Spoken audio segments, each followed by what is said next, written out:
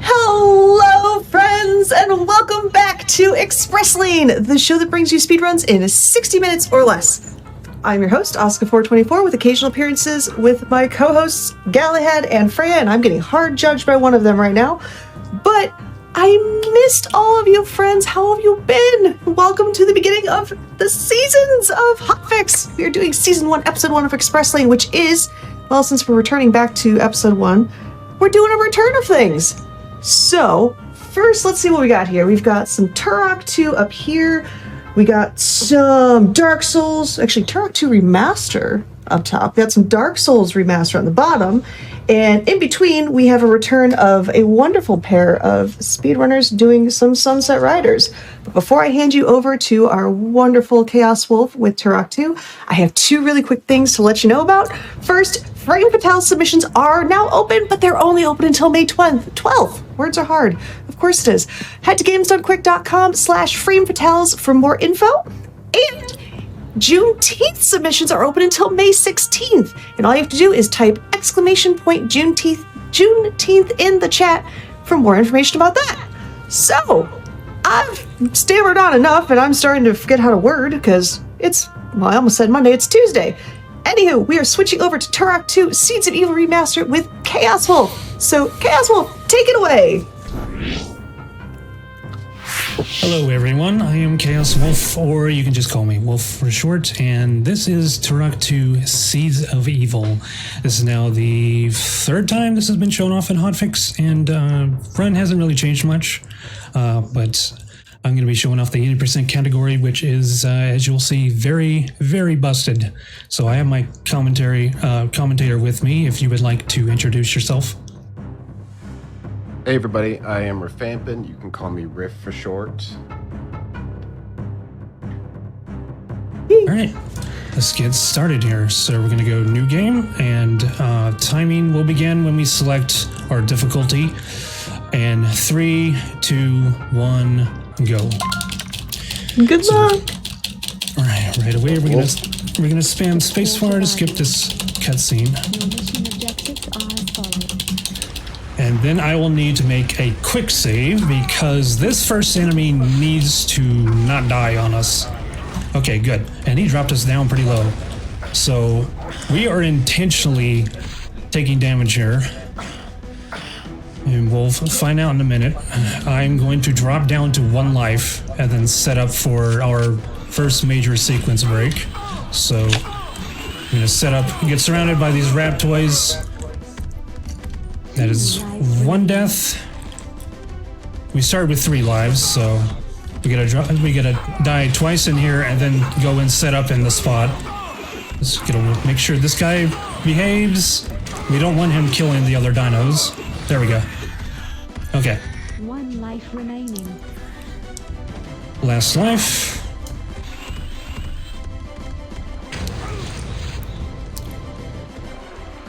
And So this now is that Wolf's gotten down to 1 life, he is going to set up for our first major abuse here during the game over screen. Do you want to take it or do you want me to? I was getting in the way. Okay, this should be good. Quick save for safety. I gotta listen to an audio cue here.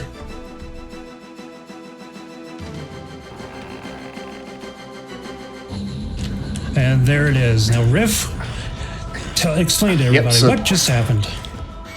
So, during the game over screen, it was found a couple years into us speedrunning this game that we actually are able to control Turok during the game over screen. The movement functions pretty similarly to a cheat, the fly mode cheat, but we have the game over screen obscuring our vision, so there is a lot of memorization and precise movements that'll come into play. Basically, in that screen, we can move up, down, left, right, forward, back, any direction and any axis. We can move our camera with our mouse just like normal movement. If when we do that, we go into a portal like this one here, Turok will come back to life, and we still have 0 health that's shown on the screen. We actually have less than that. Because basically what happens is we die, we game over, we hit that 0 health. Hitting 0 health is the trigger that kills Turok. But moving into this portals brings Turok back to life. but we still continue to take damage into the negatives. So we're effectively invincible right now, which makes hard mode pretty trivial, but hard mode is important for the run so we can actually control when we game over much easier. That'll allow us to kind of abuse this a lot. And one of the big advantages of moving around in the game over screen, which we call bell sliding, so from now on I'll call it bell sliding going forward, but we can move through doorways. We can't move through walls. It's not like a no-clip, but doors like that, we could walk right through. So we can do a lot of major sequence breaks with that. And also with this... and we call it... Sorry. I was just going to say... we call it bell sliding because the chatter in chat, the bell tolls, was one of the huge people that helped find this tech, so we named it after him. And the state of where we're at 0 health like this and losing it, and it doesn't display negative values, but as Riff explained, we're still losing health. And we call this zombie mode. So there's another skip coming up, and where some weird things start to happen whenever we fall into a death pit while in zombie mode. If Riff, you want to explain that? Yep, so basically, again, we've already hit the trigger for killing Turok. We've hit that 0 health and we've come back to life, and are taking further damage into the negatives. We're not hitting 0 again, so we're able to fall into those death pits like that, and it won't kill us. And all that it really does is kind of gain more and more velocity. As you continue to fall in these holes, Turok will occasionally get warped upwards. Don't really know exactly why that happens, but we'll occasionally get warped upwards in that particular spot that Wolf just jumped down into.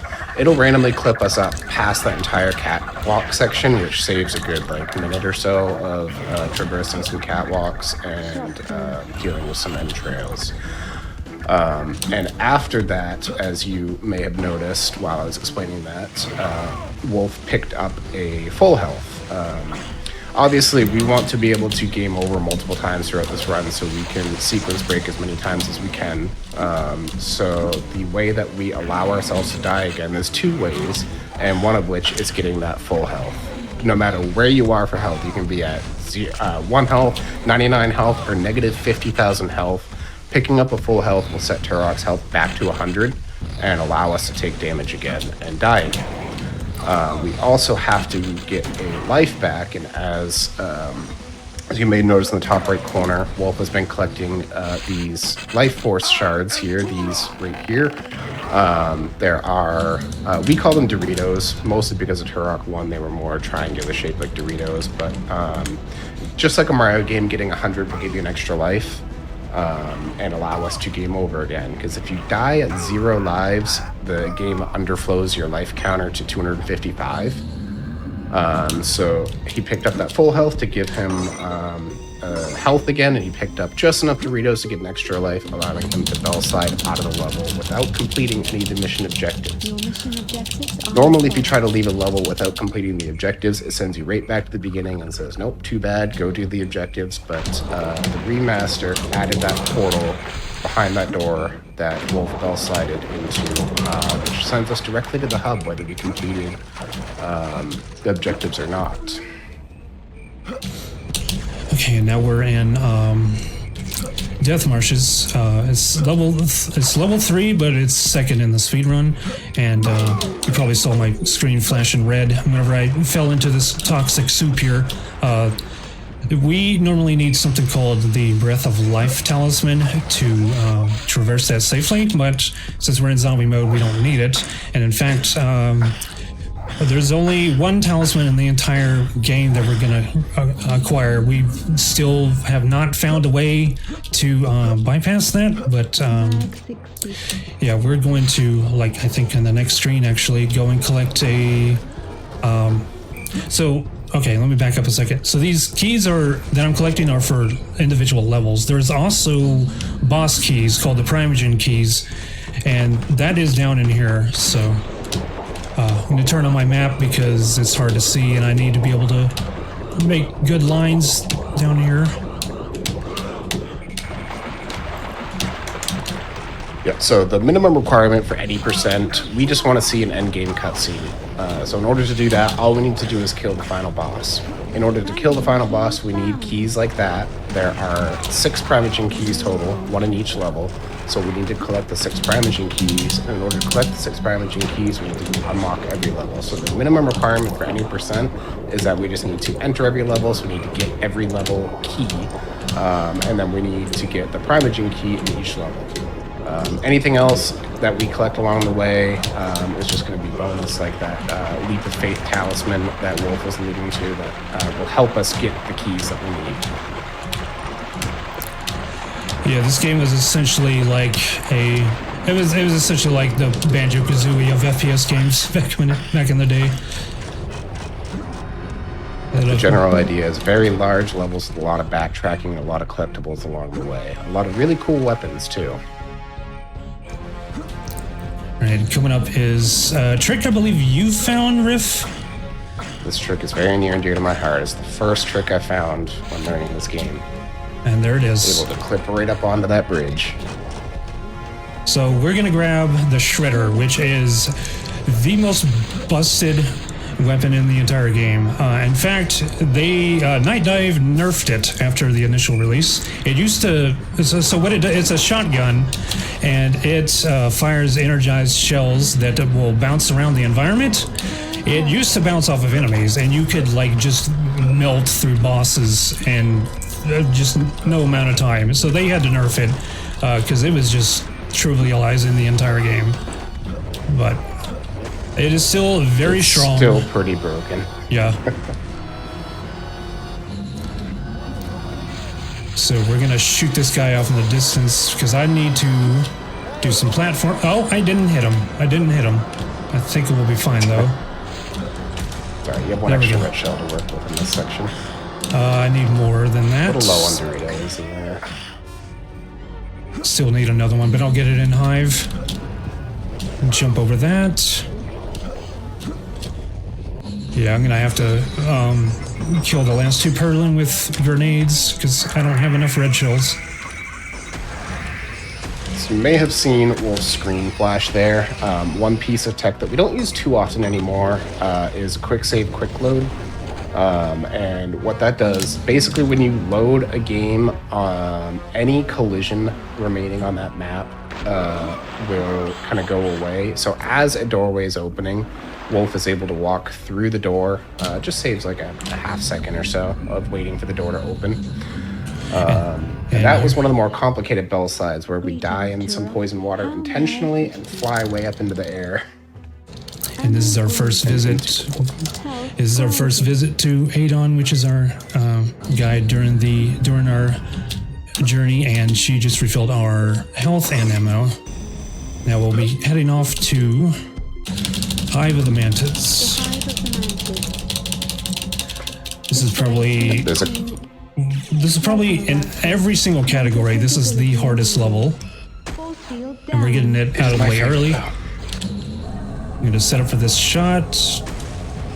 Nope. There we go. All right, down a couple of red shells, but we'll work with it.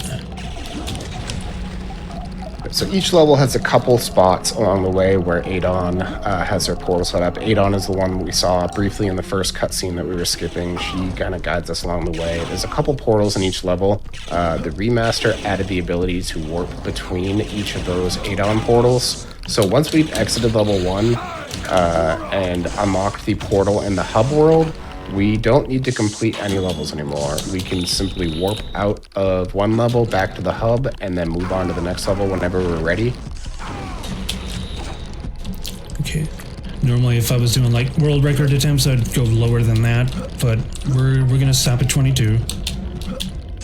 We're setting up for the next bell slide right now. Normally on this level, what you have to do is shoot force field generators to break these types of force fields to progress. Some of them we can shoot through walls, and some of them like this we can just bell slide right through. Also an audio cue for this one. Yep.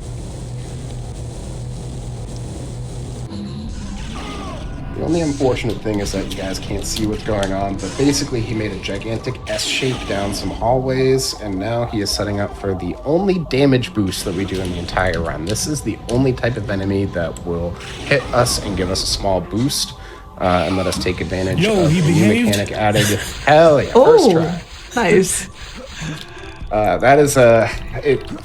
That is a pretty tricky enemy. He does a lot of random movements and doesn't always hit us the way that we want, but he hits us just high enough that we can ledge grab up onto that ledge and stop, instead of having to hit all of the buttons in that room that spawns a ton of enemies that just body block us along the way.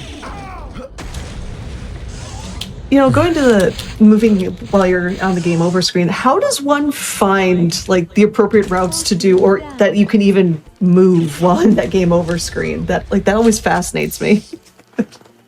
Yeah, so I mentioned at first it functions very similar to the fly mode cheat. One major difference is that the speed that you move is almost doubled. So you can kind of get an idea of the timing using the fly mode cheat, because that allows you, like I said, to move up, down, left, right, forward, back, any direction and any axis. And you can move through doors still, but you cannot clip through walls. So it's a reliable practice tool, but it's not one-to-one because you're moving at about half the speed. So a lot of trial and error is kind of how you learn some of these. For the most part, we don't do any mouse movements, so you set up an angle with a visual cue and then you just move. But there's one very complex one later that does not follow that rule. There's always one. So he's shooting at the floor here because the shredder bounces up and down, and that enemy can survive a direct hit from the shredder. So we do that shot there because there are gatekeepers for the next room to open up, or the next door to open up. A lot of the recurring themes for this run is going to be very tight management of your health, very tight management of your Doritos or your life force shards that'll control whether you get an extra life or not, and lastly our red shells, because those are going to let us use the shredder when we want to. This level in particular is very tight on red shell management for optimal speedrunning. Later levels are a little bit more forgiving. But he's going to use again the shredder for its bouncing shots and just shoot straight down to kill or to destroy these pieces of the force field generator here. We got 4 left over, which is perfect. Yes. And here's our next favorite weapon for the speedrun, the Scorpion missile launcher. And coming up is powerful. The bitrate tunnel. It will probably look terrible on stream, and there's nothing I can do about it. And we are through. Alright, so coming up is another example of where we use this zombie mode. So again, Wolf has maintained this zombie mode throughout a good chunk of this level. And normally, to get the Primogen key for the final boss, you would have to complete level 6 and get the talisman for level 6, called the Eye of Truth, which all it does is reveal some hidden bridges. But what the developers did is they only really made the Eye of Truth activate a small portion of the bridge. The rest of it is there, it's just not visible. So with a precise kind of fall into a death pit and a well-timed jump, we can do what's called Rift Ball. Wonder who helped find that one. We can do a trick called Rift Ball and kind of pinball around the room and land on the invisible bridge and get the Primogen key for the final boss without needing to backtrack. And that's going to be one where I'm going to need to really focus on it. Yeah, it is a very tough trick. Basically falling into the death pit without using jump, and then jumping at a very specific time, because you can jump once only once you've fallen. Oh, wow.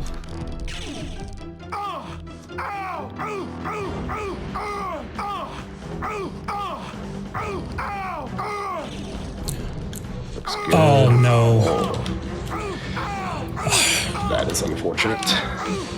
You should be ashamed of So I am ashamed of myself. That- So, disclaimer: Riff and I are the two best in the world at this category, and sometimes stuff like this just happens. So, the show must go on. I have to use the console to get out of this. There's no other way. This would be a reset if it were an actual attempt. Oh wow.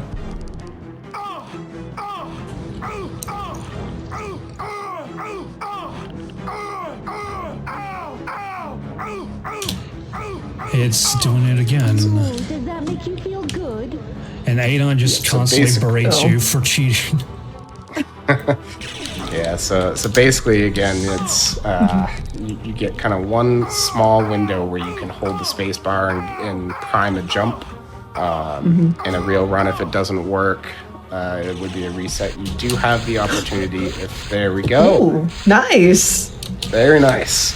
Oh, that looks so You can cool. see, yeah, you can see the bridge on the mini map. It doesn't show up super well on stream in some spots, but you can see the mini map on stream, so you can see where the bridge should be and still walk. And then for the way back, I don't know how or why this works, but there's a very specific spot in that death pit where if you fall with zombie mode, it for some reason teleports Turok into a wall, which is not usual for the Kex engine that this one runs off of, but into a wall back in the beginning of the room, right next to the portal. We need to go back out. Don't know why it happens, but it just randomly clips us back. So get that pretty quickly. And that is all we need for this level. We get the keys for level 6, and we get the primaging key, so we're visiting our friend Adon here. Ammo granted. And again, once per level, we can use her to fill up health and ammo. So if we were to come back to the Hive of the Mantids, we would not be able to use any of the Adon portals for health and ammo again, but we don't need to. Slaughter by the river.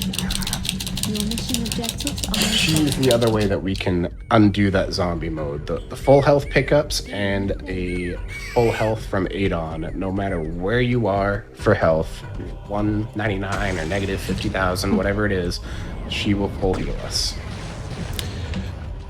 So, those of you who have played this back in the day will probably remember seeing the Styracosaurus at the start of the level. We do not take him. Oh, that's gonna hit me. Grab that. Yep, so this is a pretty tricky level for the start of it. Like Wolf said, we normally take the dinosaur at the beginning, which has some turrets and a big machine gun, and that'll help us kill a lot of those turrets on the tops of the buildings that are shooting at us. Again, we're playing on hard difficulty because we want to die intentionally as quick as we can in certain places, but this is the one place where we can get one shot out of nowhere. Well, maybe not the one place. There's a kind of brutal section in level 6, but this is a very tricky part of the run. Those turrets, those mortars, I should say, are Quick save very here. high damage. Yeah, and that's a good spot Safety to do a save. safety save. Okay, that scary part's over. Deep breath time. And those, you have to hit both of those switches for that bridge, and just shooting in the middle, the explosion is very generous, and it will hit both at the same time. Same here. There's only one switch. A lot of switches on this level. We're given very generous hitboxes, and the explosive weapons are pretty big at taking advantage of that. Oh yeah, you probably saw me do a lot of, I'll jump a lot during inclines or ramps, and that's of course that's just faster than walking up it normally. Grenade? Nice. Got a grenade right in the air. Quick saving here because I died in the toxic water. Okay, water hopped. Basically, you just double tap space and you'll jump across the surface of the water. Alright. Do a little bit of damage, please. Thank you, sir. So this is going to be a very kind of quick section here. What Wolf is going to do is he's going to bell slide through this gate. Normally this section is a lot of kind of looping around and hitting switches to open this gate, which has a very long cutscene. But with the right angle and the game over, we can bell slide right through that and immediately onto the hardest trick in the run. It's a very low risk, high reward jump that you can try once right here. I'm still gonna go for it. And to give you some perspective on that, I've been running this for nearly 5 years. I've never gotten that in a run, and I've only gotten it in practice maybe 3 times total. It's it's a ledge grab onto that bridge right there that he's running across. So it saves about 17 seconds or so if you hit it. It takes like 1 second off if you try and fail it. So it's very low risk, high reward, but insanely precise. And here's the crazy thing. We've had somebody in our community create a macro, sort of like a task assisted thing, just for testing purposes. And even with that, it wasn't consistent. Come to find out, we think it's because Turok has a breathing animation where his hitbox will slightly change. And so that's why you can't get it even with task assistance. You can't see my jaw like wide open just hearing a task can't even do something consistently. It's like, really? Holy heck. If you what you just saw here, yeah. So what you just saw here is the only use for the Firestorm Cannon in the game. Firestorm Cannon, well, in the speedrun, I should say. Firestorm Cannon is actually a really cool weapon overall. It's very strong on like easy difficulties for killing enemies, but it doesn't really have a use on hard mode because it just doesn't reliably kill enemies. But the projectiles, for some reason, go through walls. They won't damage enemies when they go through walls, but they will hit switches. So one thing that me. I'm trying to be humble here. Like, you sound so upset. It's like, oh, yeah, I did this. Sorry. So that switch lowers the ladders that Wolf just climbed up there. Normally what you would have to do is you'd have to go down a long side path and swim through some tunnels and go into a room that locks you in and sends spiders at you over and over until you shoot the switch. That switch lowers the ladders. But you can shoot that switch through the wall on the previous portal because they share the same map. And what I mean by that is when you go from portal to portal, you generally go from map to map, but this map for some reason is gigantic. And this map here that he's dying on is the same map that we shot the switch through the wall. And that is another bell slide. Normally you would have to fight one of the Sisters of Despair. That is one of the mission objectives.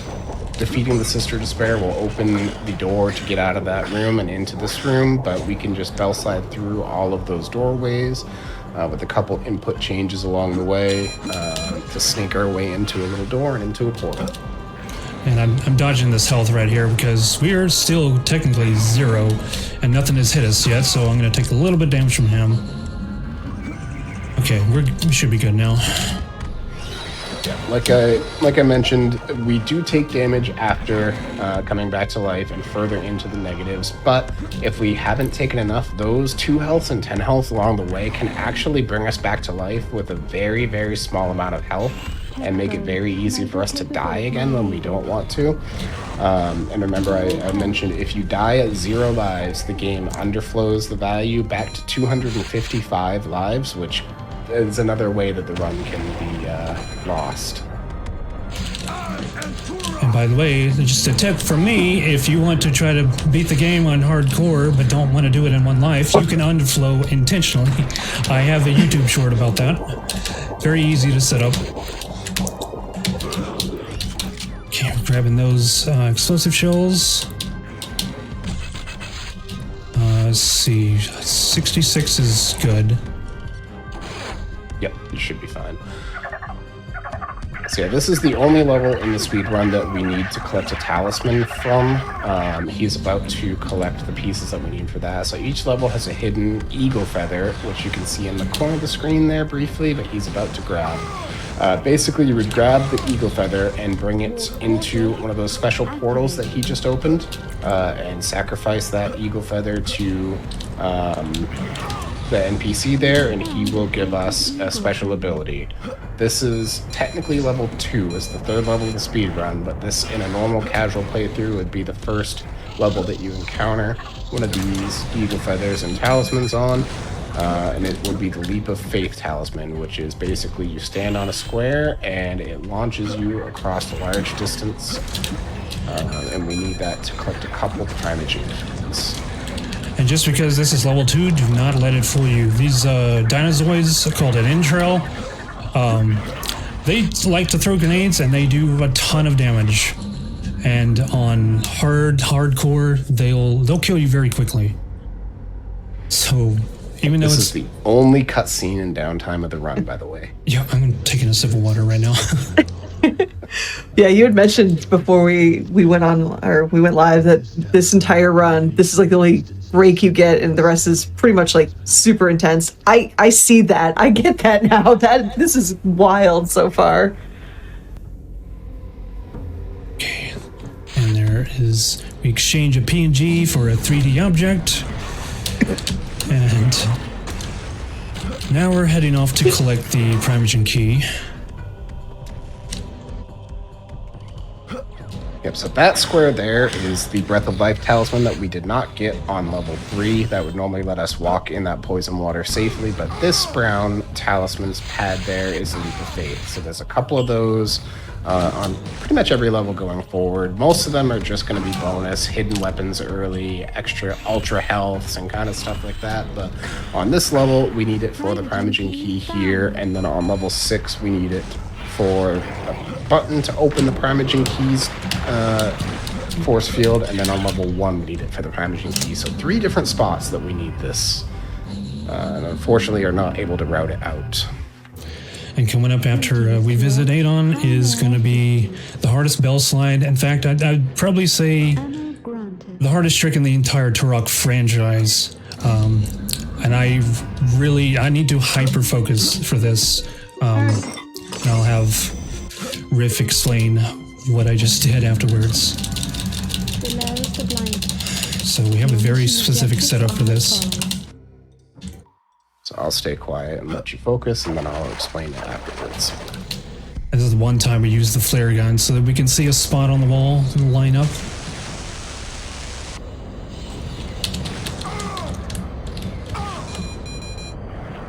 Okay, now we're letting the entrail kill me.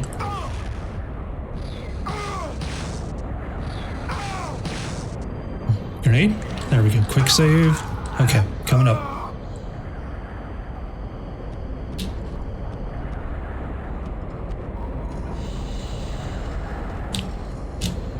I was hoping I'd get that first try.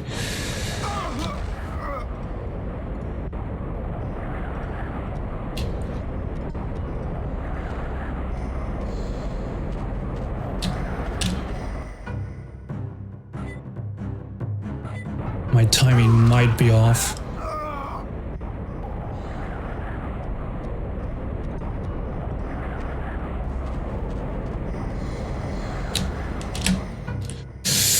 Okay, reloading a backup save. Let me grab this health and set up again. Then I want to reset the angle. I was nailing this in practice, but sometimes this happens.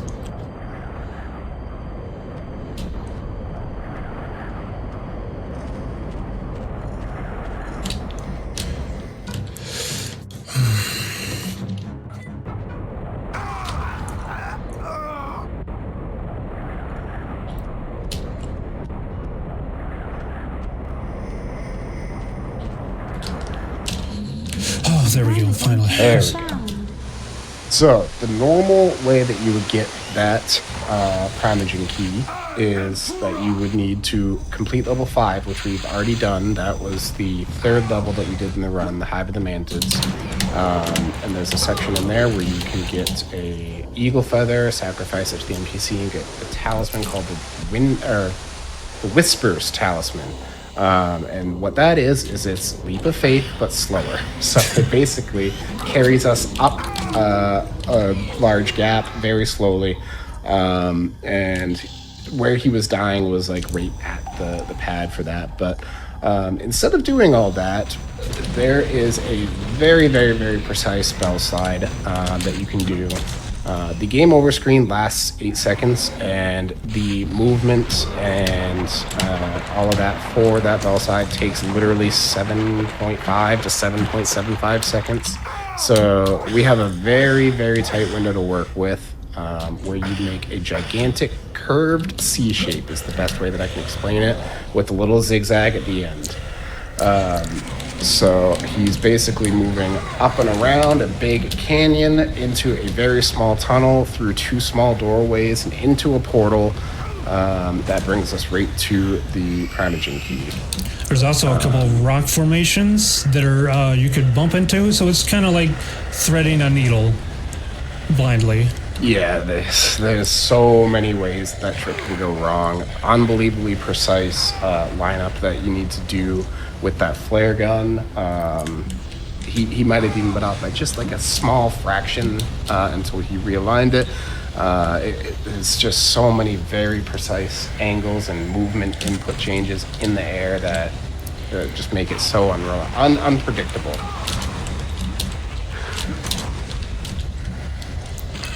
Yeah, there's a comment in chat. There's like 10 different things you can get caught on, which I believe that for this run.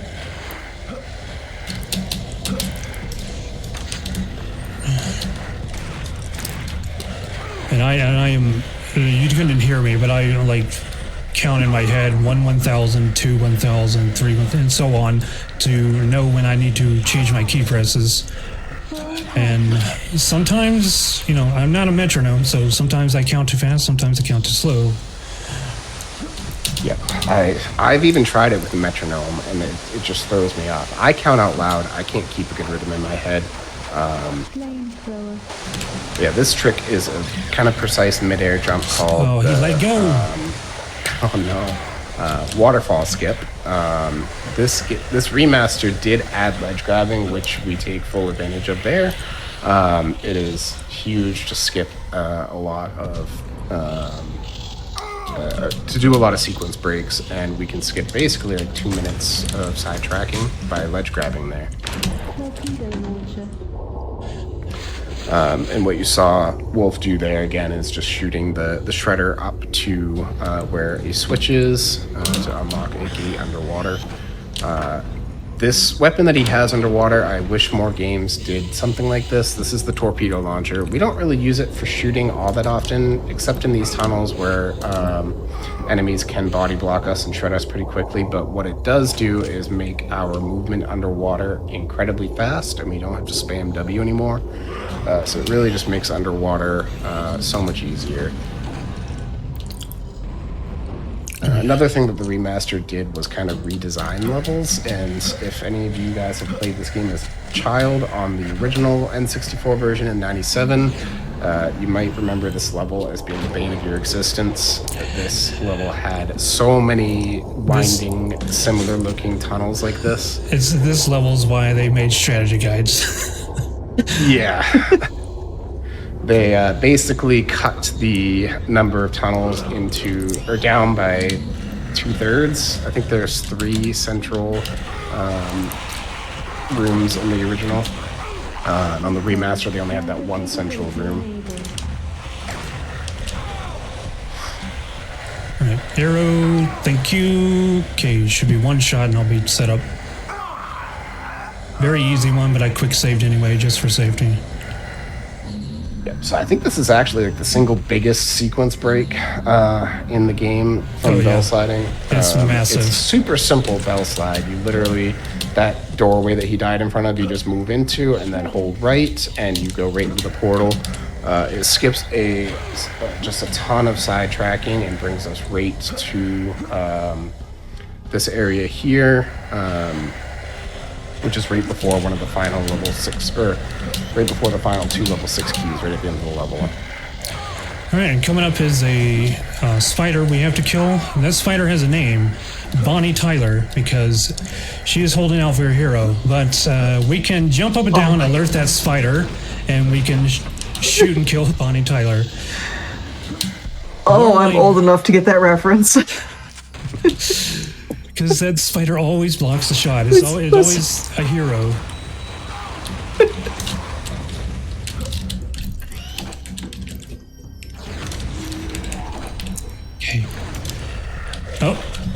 Okay, dude.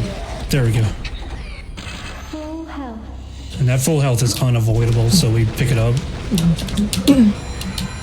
Most of the full healths in the run we can walk around if we don't want them, but that one is in such a small tunnel that we just have to grab it. It's not a big deal though. This part of the level is pretty easy. I saw you mention in chat that this is actually the remaster of Turok 2. And how many of these tricks and skips were available in the original Turok 2, or are these all like new and specific to the remaster? It's specific to the remaster because this is on a completely different engine, and this was kind of the earlier days of the Kex engine, which was a little jank back then. It's much better now.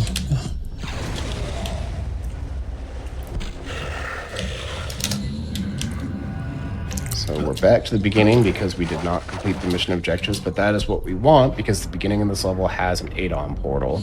We've actually got all of the keys we need to get into level 6, but here is a point that we have decided it's best to backtrack to level 1 and get the Primogen key on level 1 that we missed. And again, another reason that we needed the Leap of Faith talisman in level 2. We have not found a way to get this Primogen key without that talisman. Not yet, anyway. I've looked into it because everybody. Riff has a trick named after him. The Bell Tolls has a trick named after him. I want something named after me. I haven't been able to find anything. I have good ideas, but they just never work out. And I tried to find some kind of skip for that, and it would work in Turok 1, but it doesn't work in this. And the trick I'm referring to is cannonballing. If you ever seen Turok 1 speedrunning, you'll know what I'm talking about. Oh god, yeah. Greetings, Turok. Yeah, that's another good point, Sphintus in chat. The original game did run a lot slower. The original Turok 2 really pushed the boundaries of what the N64 could do. And very frequently ran like a Microsoft PowerPoint. When there was a lot of stuff going on the screen. This runs very well on modern hardware and pretty much gets a steady 60 FPS. It does cap at 60. And that's kind of because I believe the Kex engine ties your move speed to frame rate. I need to go back for one. Okay. So we're in level 6 now. Very briefly at the beginning, you might have seen that central room had a big green lasered off area. That is the Primogen key for level 6, right off at the beginning. But the gimmick with this level is that it's divided into 4 sectors. Each sector has a button.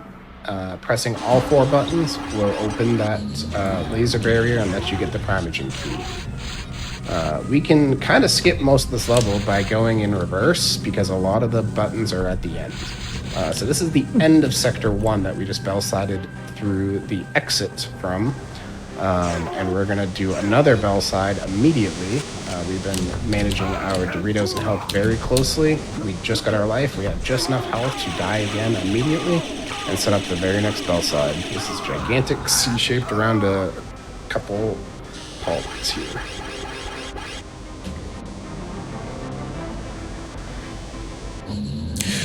Okay, good. So after Perfect. Bell's... That is another tight one. Yeah, after Bell's Hill, that's the second hardest bell slide in the whole run. Again, uses most of our timer that we're working with. So this hallway here, this big C-shaped, is the pathway that he took. And the reason that we do that bell slide... Yeah. The reason that we do that bell slide, those wind animations, that is another spot that you would use the Whispers talisman that you collect on level 5. Standing on those pads will kind of carry you over the gap and let you get into that room normally.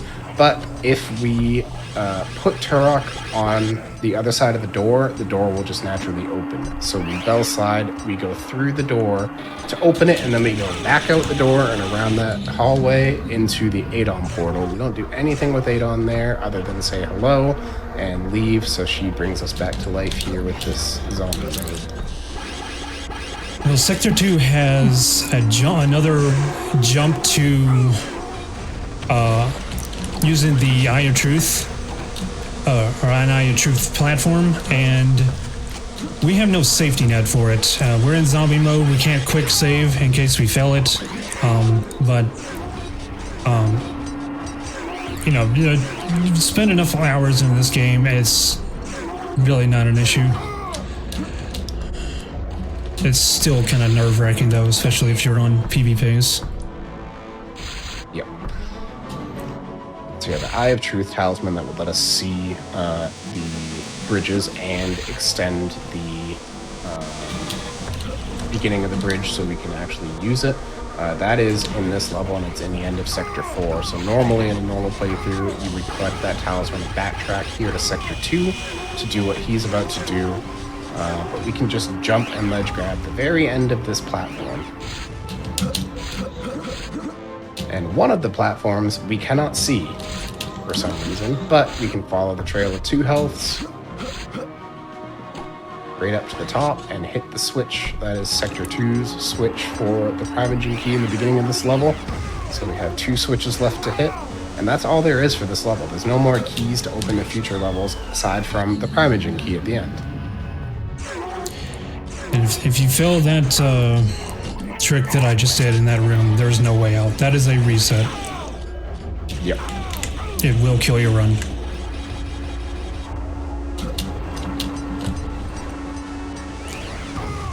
Alright, we're making our way through this room.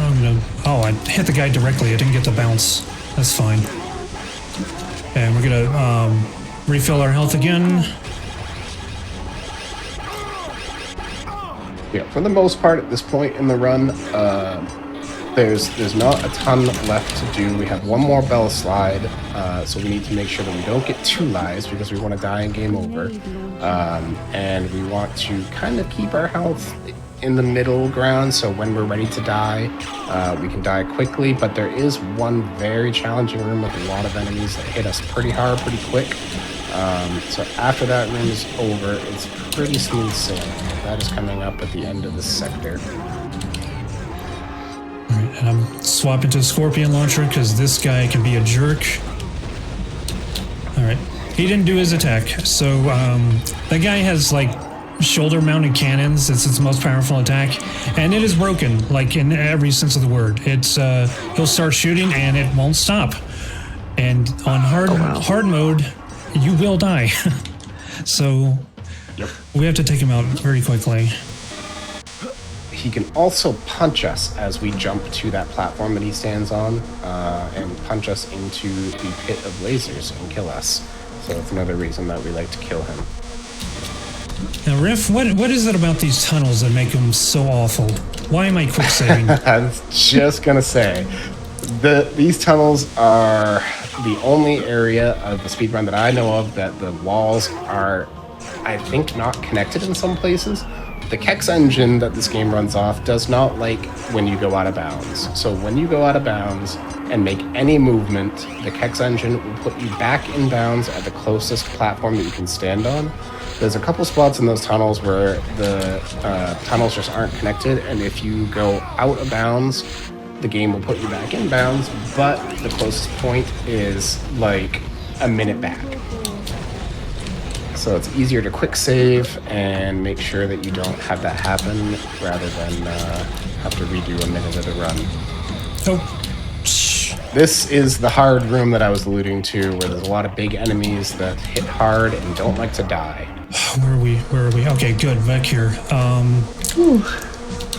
I Not was too shooting. far back, thankfully.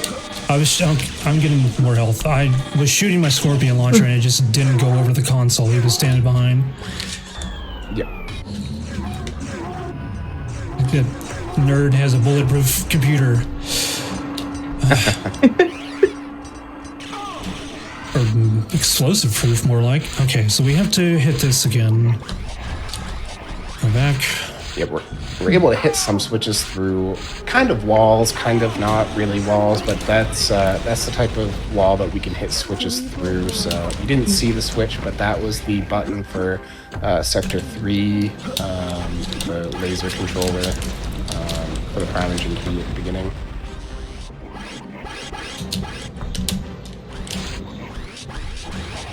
Okay, there we go. So This room is a big Nice. kind of gauntlet of hitting button after button to open that middle door and let us back out. And that is the end of Sector 3. Scorpion missile launcher. You'll see that middle area. Some of the green lights are turned off. That means that we've hit the button to open that laser barrier and get the Primogen key that's taunting us the whole time right at the beginning. We have one final bell slide here. This is the end of this is the beginning of Sector 4, and the end of it is kind of right here in the middle of this room, and we can just bell slide right through this door and into the portal. Yeah, that enemy does not like to kill us sometimes, but there's the infinite shooting. So Wolf's going to take some intentional damage right there on that laser. And I say intentional damage, we're at 0 health, we've died. We just want to get into the negatives because there are some 10 healths right there at the beginning that we can accidentally walk into, which I have done unfortunately many times and come back to life. Yeah, I've done it too. Another unfortunate glitch that I have had happen is jumping into this poison water. There are some healths right there at the bottom. I have jumped into the poison water, hit the health, and it has revived me and then immediately killed me. That's surprising because take a little bit of. That's surprising because it does 250 damage flat whenever, like every tick. I have no idea how it happened. So we take a little bit of safety damage on those lasers before we turn them blue, which allows us to go through them. Those lasers do a ton of damage and get us way down into the negatives. But that is the final bell slide of the run. We're going to spend the rest of the run in this zombie mode state and grab the Primogen key and go on to the Primogen boss. Primogen key. And as action-packed as this run has been, it all goes downhill at the Primogen because we literally just hold space to win. Nice. I'd say you deserve it. Oh, for sure. Yeah, this run. So we're going back into Sector 1 here, The first time I did this for Hotfix, it went way better than this. So I'm grateful for a break. You've earned it for sure. Back into Sector 1 to get to this ADOM portal that we bell slided into earlier. This is just the closest ADOM portal to the middle room there. That'll let us warp back to the hub and start the final boss. Okay, so for this boss, for Primogen, there is 3 platforms that are out of bounds, and they start the cutscenes. So there's the one that starts this cutscene with us jumping down and us meeting the Primogen. Then there is the platform that starts the good ending. And then actually it started when the blue flash appeared. So this was us on the platform that starts this cutscene. A platform that gives us the good ending, and then a platform that gives us the bad ending. I'm going to drop down into the death pit, and as we build up speed down in there, and it takes a while. Like I have my live split open to know exactly when I need to do this. It takes about 2 minutes, and I kid you not, it's faster than just fighting him normally. And after 2 minutes, I hit space, and I jump through, and I touch the platform for the bad ending, and we win the game. And that is what we do. And because we have so much time, I'm just going to go ahead and get my shoutouts out of the way. Riff, thank you very much for commentating for my run. GDQ, thank you once again for letting me run this. If you want to follow me on Twitch, it's chaos_wolf, where I'm going to be not only speedrunning FPS games, but I'm also going through some retro achievements, like some classic N64 and PlayStation games like that, if you want to check me out. I'm also getting very close to 1,000 followers, so I'd really appreciate you following along. And Riff, you have any last words? No, I don't stream often enough to shout out. It's very sporadic. If you want to follow me and catch my once every few month streams, it's Refampin_. But I don't stream too often. He's being very humble. Let me tell you, everyone. Riff and I have been trading world record back and forth. He's an excellent speedrunner. And Yeah, Wolf just took it back a couple days ago, so congratulations again, Wolf. And side note, Chad is giving wonderful commentary about the audio that's going on in the game. Yeah, we get to hear Turok's grunts of pain over and over every time he teleports up to the top of the room. And is there a Discord community for Turok, or just kind of? Yes, you can go to speedrun.com/tr2, and there'll be a link there to the Discord. T2R. T2R, yes. T2R. A lot of people still on. There's a few people still run this, and a lot of people, though, they're mainly on Turok 3 since that came out last year. Okay, coming up. So we've gained enough velocity. Holding space when now. we jump. It's not going to happen right When away. we jump, we'll poke into the wall, and again, when we break through the wall on the Kex engine, it puts us to the nearest platform that we can stand on, and we just happen to be falling in a perfect spot that puts us right near that platform that was out of bounds that they used to trigger the cutscenes. So time will happen very suddenly. And time. Oh, you aren't kidding on that one. GG. So it's a good thing we have the estimate that we did, because that was about close to 4 minutes behind my record. But all in all, I'm happy with the performance with the showcase, and that's gonna be it. This is an unskippable cutscene, so whatever. Yeah, I underestimate. It works. Yeah. Yeah, again, GG's. Keep giving some GG's to Chaos Wolf and Revampirin for some fantastic Turok 2 here. Before we go to break, I just want to give you all a challenge of your own. So, we have a little thing right now. Because of the revamped hotfix seasons, what you should do is head over to the official GDQ Discord and add the new hotfix role. That way you can keep up tabs on upcoming shows, showrunners, staff, and more. So all you need to do is go !Discord in Twitch chat so you can get some more info on there. And you should head over there and see us, and it's going to be great fun. But with that, again, thank you so much for the run. It was super amazing. And after the break, we are going to be switching over to a co-op run of Sunset Riders.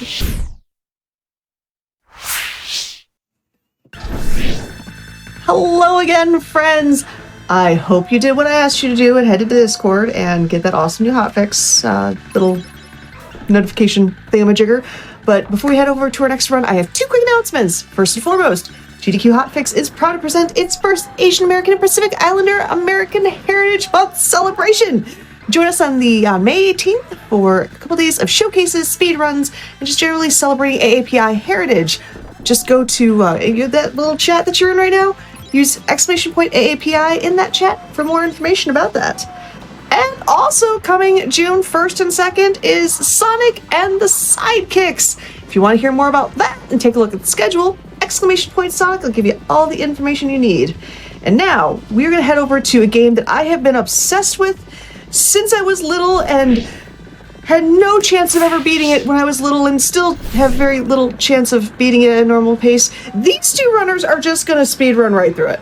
We have Sunriders with Jake Rock and the absolutely wonderful Space Coast Gaming. So you two, take it away. Hello. Hello, how's it going, GDQ? Super excited to be here. My name's Jake Rock. And I'm Space Coast Gaming. And together we, with our powers combined, we are Space Rock. We co-op run a bunch of retro and some modern games here. But love doing co-op runs. Just a great way to experience the games. And we're going to be showing off one of our favorite running guns, Sunset Riders for the Super Nintendo. This is one like Asuka. I've got some big time nostalgia for this game. Playing it in the arcade with my friends. This is an arcade port. Came to both the Super Nintendo and the Genesis. We won't talk about the Genesis one too much here, but it's Super Nintendo did a great job of porting this game. We'll say that, and that's what we're going to show off to you here today. So we're going to be doing pistols. my favorite character in this game is Cormano, who is a shotgun user. But fastest players in this game are Steve and Billy, so we're going to stick with the pistols. My love is Billy, so there we go. That makes me happy. He's actually the fastest character in the game. If you're going to run this solo, Billy is the way to go. He saves a few frames in his celebration animations over Steve. So there you go. Nice. You got good choice. Good taste. Thank you. Time's going to start here when I select Steve. So I'll count down and we'll get going here. In 3, 2, 1, let's go. Good luck. All right, I'm just Simon. Everybody's Greenwell. favorite boss coming up first. Yeah, save your lines for the end here. So this run, we got to get in front of the stage here. So we're gonna just zip out and stay to the front of the screen as much as possible. I'm gonna try to set up a glitch for you here that we're really excited to show off. So I really hope we get it. We need this guy to throw the dynamite. Please do it. Yes, he threw it. He did it. All right, so this is Blue Bulls. Enjoy, guys. What? These aren't your average brown cows. We got some majestic Blue Bulls here. Yeah, this is fantastic. So it's the explosions in this game are really kind of game breaking, and so getting timely explosions can make funny things happen in this game, like you just saw there. Oh, okay. That's bad. That's bad. That's fun. I was slowing down to. Yeah, that's one thing we like to do is chuck the. Yeah. Okay. There we go. Well, there we go. We're off script already here. That's wonderful. We'll survive here. We'll be okay. We'll make it. So we can't get Blue Bulls here, but we're at least gonna play some Leapfrog. And Leapfrog's very important. there you go. I love standing on the bull's tail here. That's my favorite. That is a sturdy tail right there. It's very sturdy. All right. Well, here comes Greedwell, our first boss. We'll try to make quick work of him. We'll gotta take out the barrels here though first.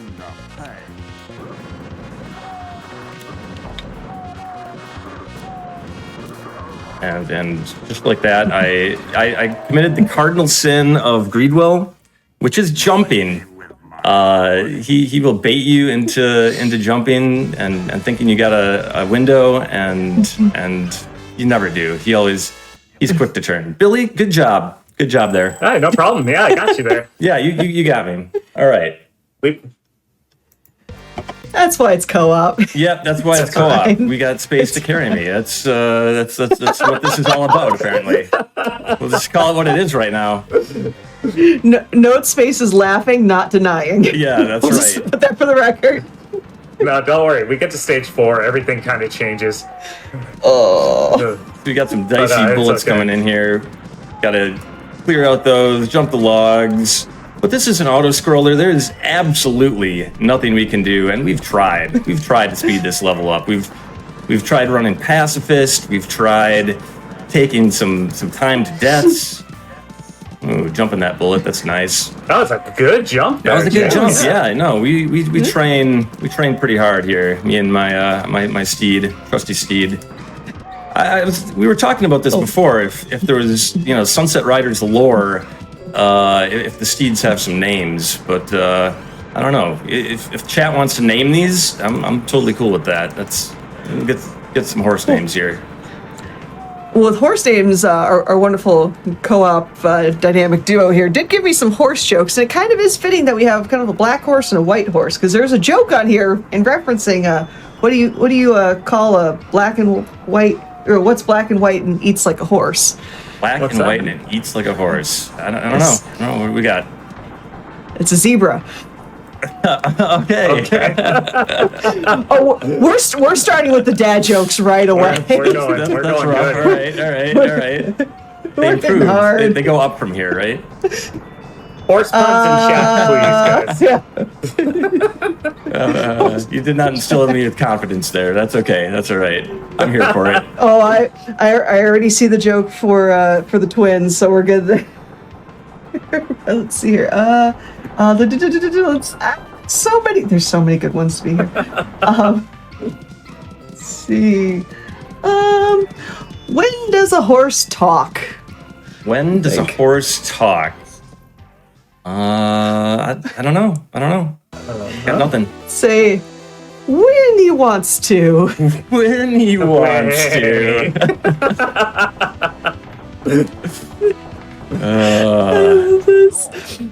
Also, I'm a fan of the name Clompy and names Clompy and Stompy. Ooh, I like it. I'm good. Classic horse names. Well, I might as well take a hit there. All right, Hank's gonna drop to the bottom here. Hank is completely RNG, so you might have seen him ducking behind those boxes up there. When he does that, we can't hit him at all. So Hank can be a run killer in and of itself. If he just decides to hide, and he'll take naps behind there at times. He'll just totally go off script. So. All right. This game does have featured 2 bonus stages. It is actually a time loss to play the bonus stage, but you know what? Since I set the tone with I really wish you would have said that before I started. Yeah, we might as well just play it. So we're gonna shoot these guys in the bonus stage here. It is only about a half a second loss in time, so we're not talking a lot of time loss. It just adds our points up at the end. I think it's 0.5, 0.7 seconds here, something like that. And let's be honest, that Jake extra could use those points right now. And honestly, no, give me a one up here. Seriously, I should have been shooting them in the beginning. Oh. That extra half second is time to get him to think about what he's done. Oh, I lost. Oh, did we miss one? I missed one in the. Oh, we missed 2. What in the world? Oh my Oh gosh. no, that's embarrassing. Wow. That's why we're glad that there's 2 bonus stages. We have a chance at redemption. Yeah, we got redemption. So there we go. This is a pretty chill run here until it goes, until it's not. And when we don't have power ups, that's when it's not. But we'll get back on track here on this stage. So with this boss being named Dark Horse, can the actual boss be named Katy Perry? I see myself out now. Oh, there we go. Was that one even in the? Was that even in the horse joke? That was beautiful. Wow, look at I love it. Suga coming up with her own horse jokes. I am amazing. normally Katy smooth Perry. brain, but every once in a while there's a little wrinkle that pops up. We're gonna walk through the fire and flames here at the end there. Come on up all the way here, Space. Join me in the front. We got this tryhard in the purple shirt behind us here. Okay, tryhard is here. He's gonna try to slice us. Shout out to the tryhard in the back. Come on. Maybe next time. A for effort. A for effort. All right. Hopefully this doesn't go poorly, but it could. We're gonna try for a quick kill here. 1 cycle. Nope, it's gonna go poorly. Okay. Well, that's good.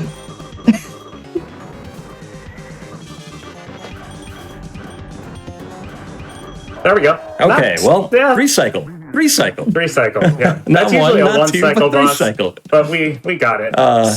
So every time I try to jump over him, I can't do that. I'm so jealous right now. His bullet pattern in the beginning did not give us what we wanted. So usually right before he runs off the stage, we put our last bullet into him and he says his line and gets out of there. These guys are so kind. There are some The cool voice lines in this game are so good. They're fantastic. All right. We've got another quick kill coming up here. Hopefully this one we get. Yeah, this is a cool one. Because if we don't, this one goes pretty poorly. This is otherwise a very quick fight, so I'm hoping to get it here.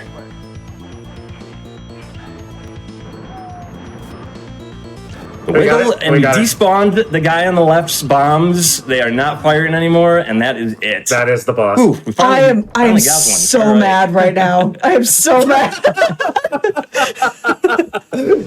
That is the power of teamwork. So usually that guy on the left chucks bombs, and they are a pain to deal with. They have a huge hitbox, and he'll throw them on top and on bottom. So you're just not safe unless you despawn them like that, and then you have a pretty good time with those guys. And now it's time for a dance show. Yeah. Well, good, because I can Everybody can Everybody's dancing. dance along with these fine Dancing ladies chat. on the stage. Yes. But since we're in a bar right now, I'd say a horse walks into the bar and the barman asks, "Why the long face?"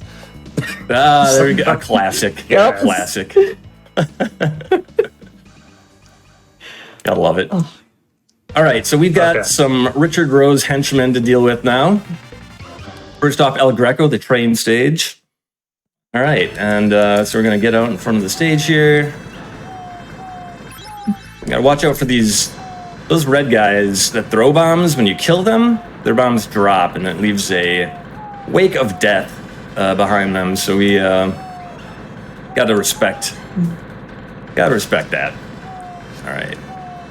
We've got 2 logs coming up here on the trains that we always gotta watch out for. Okay. And another one. Oh, let's go. All right, okay. There's a question chat asking if you're doing the despawning of bullets in the later stage. No. Oh, that is a tricky. Actually, I got a story to tell right after the stage here. All right. Okay, here we go. Oh no! Oh shoot. Oh no. Yeah. Okay. Unfortunately, okay. That's okay. You kept yours. That's good. I did. Yeah. So we're still in good shape. You're in good shape. Yeah. I'm noticing a trend that Billy is the one that's. Yeah, Billy is on fire right now, which is awesome. We're gonna have to turn the main commentary over to space here pretty soon. Oh man, save some lives here. Talking about the bullet despawns though, as we enter this next bonus stage, there is, like I mentioned, some other glitches that we can do in this game. Just like we have the despawning with the bombs. With some other bombs that go off in later stages, Richard Rose's stages actually, there's a glitch where all of the enemy's bullets despawn out of their guns. They all shoot blanks. It's very hard to get, and you're more often to soft lock the game rather than get that glitch. So it's not one that we're going to try to go for, but it is pretty crazy when it happens. And in practice, actually, right before we went live tonight here, we got something that we never had seen before, where Steve's bullets despawned during the Richard Rose fight. It was crazy. He was actually still doing damage on Richard Rose, but you couldn't see his bullets. So that was new. All right, we're going into one of the hardest stages of the game, Chief Wigwam's stage. This one's rough. Got those boulders. Just casually slide under them. Yep. All right, so I've got some. Woo! Ooh, that's close. All right, keep her moving here. Ooh, Billy is flirting with disaster there. Lives to tell about it. All right, let me get. Oh shoot! All right, this is great. Fine. This yeah, is great. That's what you wanted. That is what I wanted.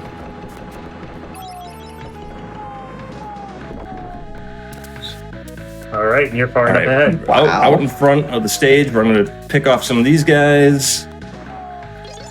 All right, I'm going to grab the bottom here. You're going to drop, and shoot that guy, and we are good. Out of the stage. All right, that was pretty clean stage. Yeah. Wigwam is another big time RNG boss. He'll jump all over this screen, but we're going to try to. One cycle, maybe? One cycle! Let's go! All right. Oh. That's pretty rare. We only get that about, I don't know, maybe 20% of the time with the one cycle. Usually he takes off and at least gets one round of knives at us, but we must have been in just the right spot and putting just the right amount of damage into him to keep him there. So. Wow. You love to see it. So my mad has swerved all the way back around to impressed. We're full coming into this. Yeah, we're full. Okay. Now Yeah, hopefully we can stay full. Right. Yeah. This is good. We usually one of us takes an L Takes a shot on, from Wigwam, yeah. From Wigwam throwing the knives, yeah. He'll just target one of us, and so this one's a little bit trickier. You got more guys spawning from the back in this stage. We're probably good for some more horse jokes though to get us through. Absolutely. Alrighty here.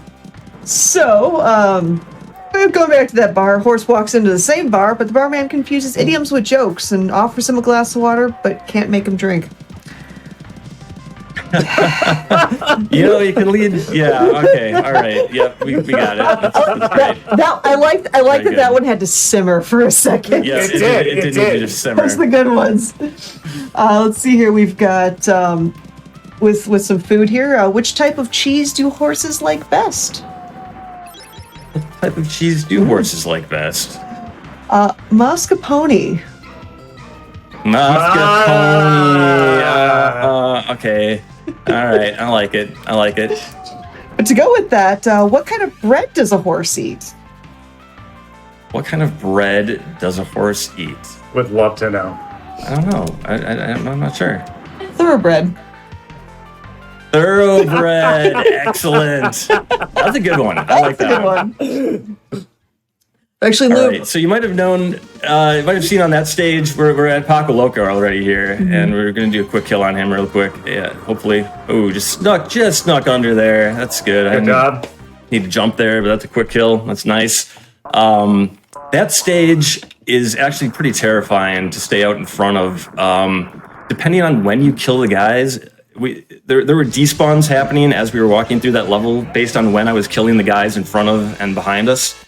So I was doing that in an order that I was planning out, what enemies were going to come out and when they were going to come out for kind of an optimal pattern there. So, actually, really quickly, there's a question chat that asks if there's any significant difference between the 4 characters for effectiveness.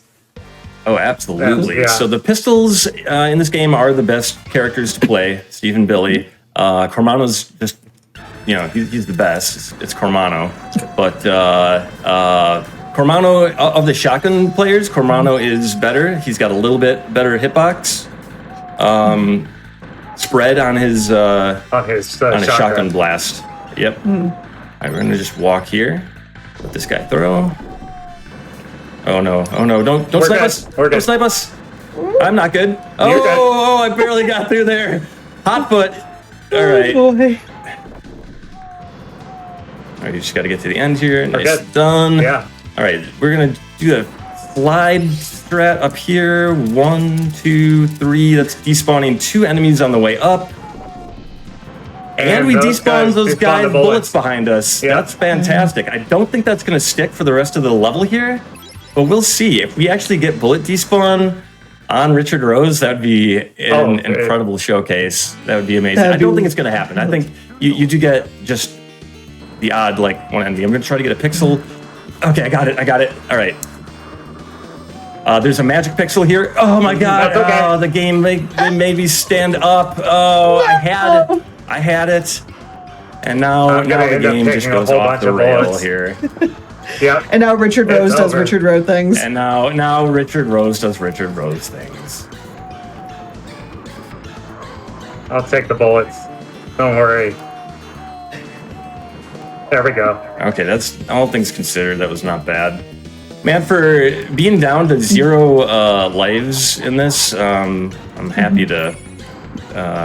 Okay, I'm gonna drop down here. I was trying to duck right when I landed, but I did not. There we go. And it's time. It's time. Nice. Let's go. GG's. All right. So- Not bad. So we were pretty close to 18 there. It would have been nice to get under 18, but not a it bad was run what it was. overall. Yeah. I Yeah. mean, other than We got Richard Rose, to show a few. Yeah. not a bad deal.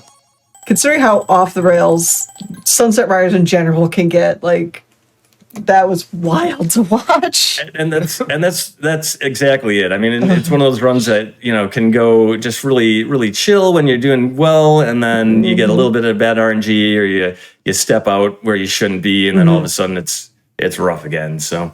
And what were you mentioning about which is that magic the beauty of running pixel? guns. Sorry. So the magic pixel is there's a specific spot, 1 pixel, that you can jump up to the top balcony, and You want to load it? I was ducking. and see if we can get it. Are we cool to we do have that? time? Are we cool Oh to yeah, do that? yeah. You have to. Yeah, you have time. Let me, All right, let me, yeah. Let's load it. Let's try to show it off one time here. All right, let's do that real quick. All right, we're gonna come into Richard Rose and do this here. Oh gosh. Okay, there it is. And that's And perfect. I'm hitting Richard Rose and hitting the barrier at the same time. So you and guys win. ends up in a Yeah. quick kill. Now, I'm not sure if the barrier died too late, but if it did, we'll get a We'll have a third wave of Richard Rose, of Richard Rose. which is just all too much Richard Rose. But let's Yeah, see. third wave. Yeah, so I did kill the barrier too late, so we actually get a third phase of Richard Rose.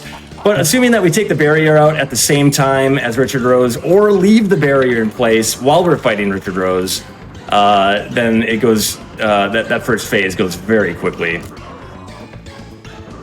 It's absolutely wild. Yeah. Yeah, I was telling them before the run started. First time I got to Richard Rose, I was like, "Oh, sweet, I beat him!" And then Richard Rose was like, "Actually, no, you Nope. didn't." I'm back. I'm like, "Oh," and there's my game over screen. Yes. No. Yes. So that's Sunset Riders. We hope you enjoyed it. We sure do. We've put a lot of time into this game.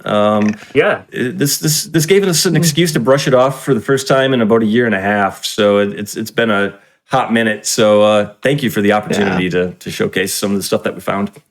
Likewise, It's and worth it just for blue bulls. things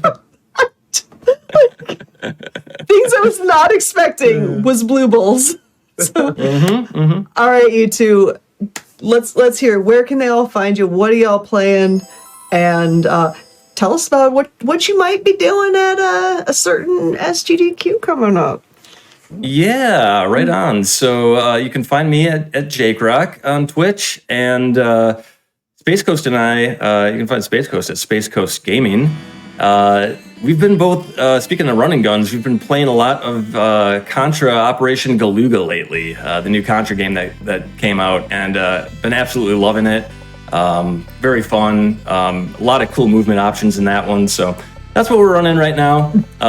So stop on by if you're a fan of the Contra series or running guns in general, or retro co-oping, in general as well.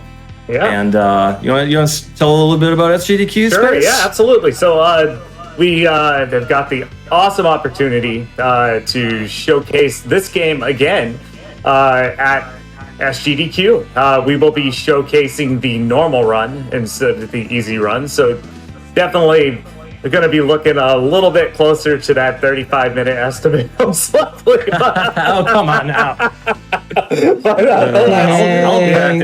I'll practice.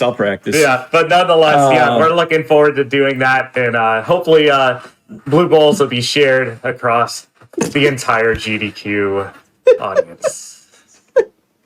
You need to get people behind you, with pictures of the blue bulls, Of Blue Balls, yes. just drifting behind you on stage. Oh my gosh! Love But it. yes, everyone. There's no outrunning bullets in normal. They are after you. So that'll be we'll be up in the.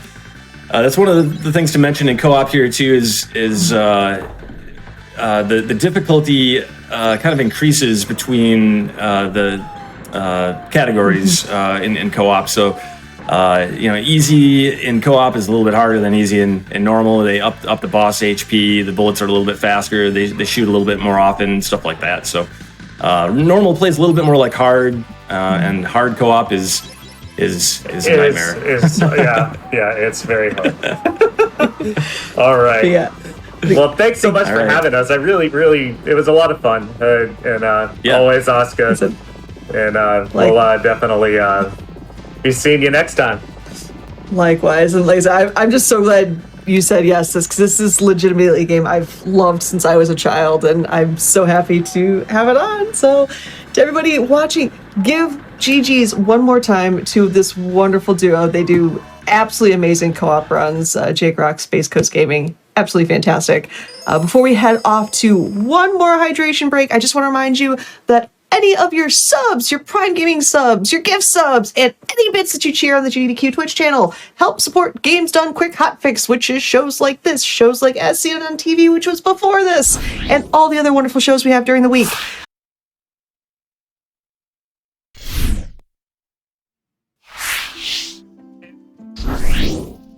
Hi again, friends. I hope you enjoyed your hydration break, because that's the last one you're getting until we're done. So stick around. But before we go to our last run of the night, I have two quick things to tell you. First and foremost, if you missed out on any of our shows or events, make sure you check out those VODs on YouTube. Head to youtube.com/GamesDoneQuick and watch some fun stuff.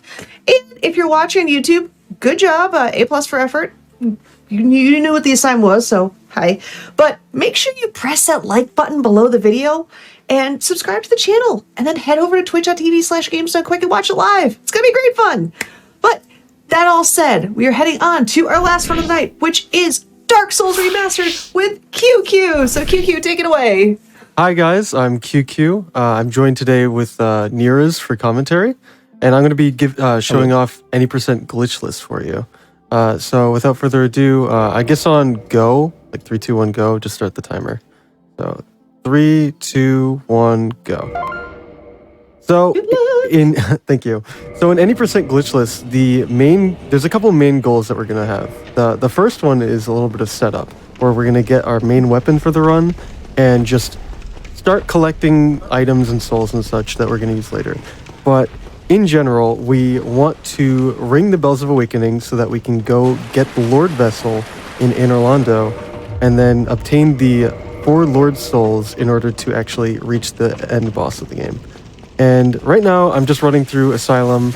This is it's normally a pretty standard segment. Like normally in a lot of speedruns, we kill the Asylum Demon right here with Black Fire Bombs. But we started with the class Hunter because we need its base stats to use the Black Knight Halberd later in the run, and also the bow, which we use for a couple things. But because of that, we need to actually start with the Master Key, so it's a little bit more of a extensive and a little bit RNG heavy segment if you want to get like a really good time. But in general, this is pretty standard as far as it comes. Right now I'm going to switch to mouse and keyboard real quick, just because you can mash dialogue really, really fast with the mouse wheel up here. So I'm just going to that's normally supposed to be, oh, I screwed it up there a little bit, but it's normally supposed to be like a trillion text boxes. And yes, it is faster to just talk to Oscar instead of killing him. But I'm going to just continue on through here, do a little roll to aggro this guy, and hopefully he should behave. Okay, he's not behaving super well, but thankfully this guy is. These fellows like to not behave. Yeah, they are. They did sort of today. Kind of. Yeah, so right here I'm just going to do 6 R1s, and then right here 2, and then another 4, and then R2, and he should be dead. Nice. Now, I'll ask the obligatory question for people that might not be familiar with the Souls franchise. You are missing armor, Yeah. sir. Yeah, I am currently in what is, some might classify as like lingerie or something, but no, there are different, there are a couple reasons why we are naked. The most obvious reason being it's faster. You just when you have below 25% equipment load, you just sprint the fastest. But it also, there are like subdivisions to fast rolling. And right now we are at the second lowest, which just affects your roll timing by like a frame as to how long the actual animation is. So we are going to be naked for most of the run. Not all of the run, but most of the run. So get used to seeing this beef jerky body. But yeah, as I did right there, I just grabbed some fire bombs for Ingward that we're going to use like right now. Well, not, right now, but I'm also going to pop a humanity real quick. And also, I forgot to put on these arrows, so I'm going to do that right now. But Ingward possesses a key we need. Mm-hmm. He possesses a key. And some souls. Yeah. And he is probably like one of the most, one of the reasons why this category's early game is just really annoying if you want to grind a really optimal time, because there's this thing that we call spring word, where he can randomly start sprinting, which makes it so that he takes counter damage throughout the entire like early game. Well, not early game, but like initial part of you trying to kill him, and that makes it so you just can kill him about 16 seconds faster. And if he doesn't do that, it's obviously slow. So, but first we need to get to him. So I'm gonna do a little jump right here as I get through the doorway, which hopefully, okay, I didn't even have to do that, thankfully. But these ghosts can be a little bit of an issue. The damage that they do doesn't actually matter a lot, but they can be a little bit annoying. Up here, I am going to... Yeah, they do. Up here, I am going to just do a little quit out right here just to reset the ghosts. I'm just going to jump here, quit out. And quit outs are allowed in glitchless. There are a bunch of like things that might not... They're like, you know, not... Very contentious rulings. Yeah. And opinions across different communities about what is and isn't a glitch. Yeah, we're gonna go over those a little bit later, but right now I'm just shooting inward until, you know, there is like a very specific number of arrows that I'm looking for in order for like to stop shooting, but it changes if he sprints or not. So right now I'm trying to shoot him until I get to 16 arrows, all being headshots, and unfortunately he did not sprint. Now I'm gonna just throw 3 firebombs at him. 2, 3, and he's dead. So now that we kill him, we get 1,000 souls, and we get the key to drain New Londo ruins. And that's actually going to be useful later in the run as well, but it also just puts us right next to Red Tearstone Ring, which is going to be a huge source of damage throughout the run. Like, I'm talking doubling our damage throughout the run. It's so overtuned in this game, and I kind of understand why they nerfed it in the subsequent ones, but these drakes right here are sometimes kind of a big issue, just because they deal a lot of damage, and they can just be a little bit... Okay, thankfully they did not bite me. Yeah. That one can just bite you on the ladder and then bite you again, and you just die. Yeah, he does the delay, then turns and bites you twice. So that's... He did the delay, but then he did the lightning. Now we're good. That's one of the things I was really worried about when I actually submitted this run, but we got past it. I just have to get past these guys right here. So, roll to aggro him. Drake. Yeah, he's being nice. So we're good. Yep. Very nice. Yeah. He's got the whole, up until honestly like past diff, which is like the 5th split in most people who run this category is splits. It's just a lot of things that can lose like a decent chunk of time. Not everything will kill the run, but like it's just there are a lot of small optimizations that just require a lot of luck, and up until like Sif is just like kind of a reset factory, but for this it's not really the case. It's just going to be, you know, us taking what we can get and just rolling with it. But right here I'm just going to grab Grass Crest Shield and then quit out, and this is for a setup so that ideally the Black Knight is just going to run off the cliff and die. He doesn't always do it, but I'm gonna equip Grass Crest Shield, and he didn't do it that time, so I just backstab him and knock him off the cliff. And right now I have a tool called Gadget Mage, just in... Oh, I got a real one. Nice. I had a tool open that would have injected a fake halberd into my game in case it didn't drop, because the Black Knight halberd has a base drop rate of 20%, and if you have 1 humanity, which I have, it boosts it to like about 25-26%. So yeah, 26.7. Yeah. But Neeraj, could you actually go over a little bit about like some of the things that I mentioned earlier, like what makes glitchless and like what is specifically allowed or not?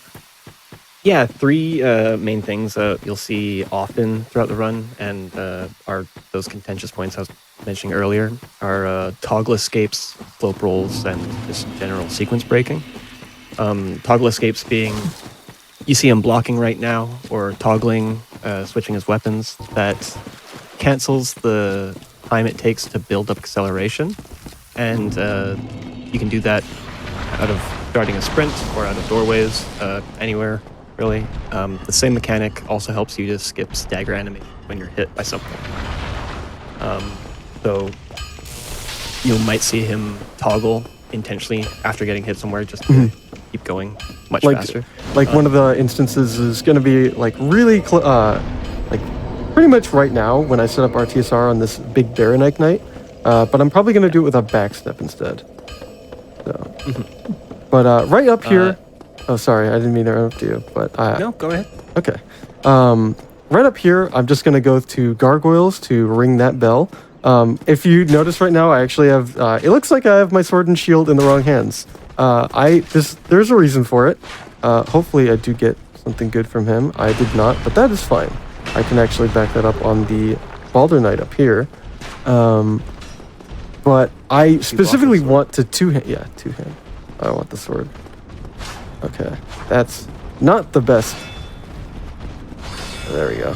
I will have to... Okay, I have to just unequip the gargoyle axe. I'm just listening for the mage right now. Okay, nice. So the hollow room can be just outrageously annoying a lot of the time. I am just gonna... Very dangerous. Yeah. Like that channeler can snipe me. Okay. He was behind the railing, but I just wanted to be certain. And these gargoyles up here have been kind of mean to me recently, but hopefully I get something good. Okay, we're gonna be mean to them. Okay, yeah. This is honestly a fine opener. We're gonna cut off his tail and then use it kill to him with beat it. him up. Yeah, it's awesome. This is one of the coolest things about this route right here. That was the one thing that he could do. That during that entire sequence, he can just No fly delay up like jump. fly up right behind you and kill you. He's like, oh, you have my tail, huh? Well, I have the high ground. Yeah, it's not an issue though. It's a pretty quick run back. So that's like the one thing that he can do, honestly, that just screws you over.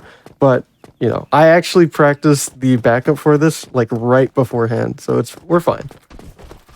So Gargoyles jumping and flying around when you don't want them is probably one of the more common things that can happen in the early game. Oh, he's not being the kindest. I'm actually just going to heal real quick. And then, yeah, these guys are not... I'm just going to quit out real quick. You need to get a very specific attack from this guy twice in a row with that HP setup. So hopefully... Okay, I guess that works. It counts. Yeah, it counts. It counts. Hold on. All right. Please move. Yeah, as I said before, this whole early game is very random and kind of rough, but you know, we're getting through it. So I actually have the tail axe right now, so I'm prepared this time. Gonna go through. Ideally, he's just gonna do a flying overhead attack at me, like immediately. Yeah, there it is. Nice. Let's chop off the tail. 1, 2, 1, 2, 1, 2. Okay, he didn't fly over my head again, which is nice. Very nice. He's attacking in a certain pattern to juggle their stagger and keep them in a constant flinching mode. Well, the first one. Yeah, the first one. I actually missed my running attack there, but I have a little script that I do for him too. So that, we got through it, the second time around. Let's pretend it was the first. Okay, 59 HP. I'm going to take this stuff off and actually no. I'm going to keep it on and just... Drop. Yeah, I'm just going to single drop. I tested it earlier and via... I think it was 59 HP, but if you take everything off and go on a specific part of the ladder and drop down, you end up with 1 HP at the bottom. But I'm not going to take that risk. Oh. Yeah. Yeah, there's like a 3 damage variance depending if you roll over the ladder or into the corner. Yeah. By the ladder. And because fall damage is kind of calculated very strangely in this game, but we need RTSR to kill Oswald right here. Oswald, he's a very nice man, but we do need his stuff. So I'm just going to buy... T-posing. Yeah, he's just T-posing on us. I'm going to buy 4 homeward bones and then just beat him up and backstab him.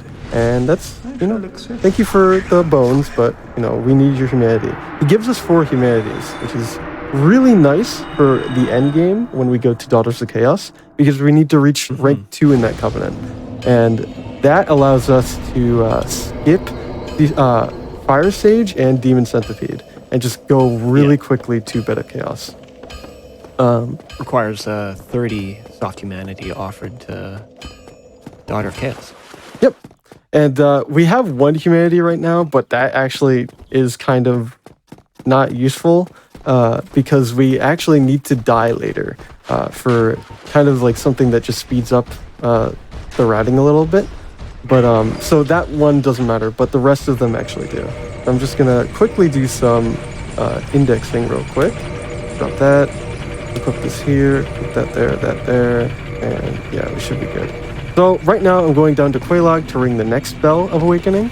But first I have to kick off Lautrec, who's, you know, he's a little goober. He likes to kill our Firekeeper every once in a while. He's not my favorite. Yeah, he's kind of a dirtbag, honestly.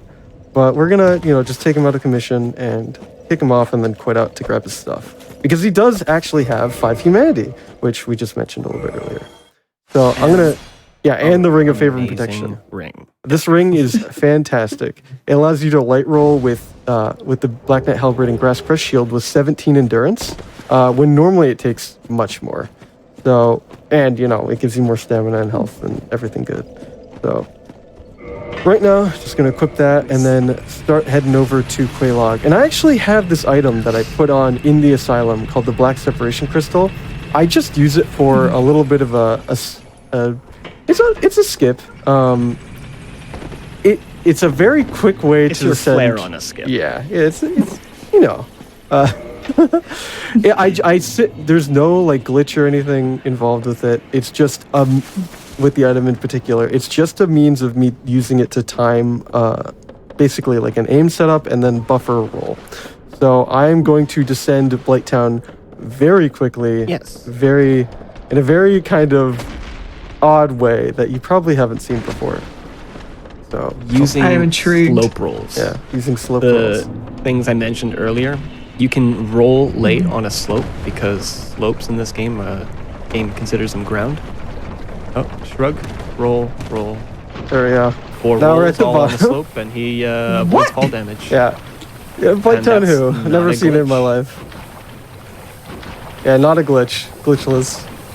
It BTW. looks really funky, but it's completely within the actual intended game mechanics because with the slope roll, I was touching the actual ground the entire time, so I was continuously rolling. And I actually just used the game's iframes at the very last second when I hit the ground, so I just iframed the fall damage. So it's a really cool mechanic. There is a glitched version of it called meme rolls or air rolls. There's a few. Yeah. Where you have a specific weight and it gives you extra frames of iframes and you can chain roll them that way. Or there's one where you just simply quit out when you hit the bottom and then you survive. Those are It's like, glitches. it's like I come from the land of demon souls, and I'm just looking at that roll going, I am so jealous right now. I'm just gonna play this a little bit safer right now. Yep. I died to this. So what we normally do is I need to heal.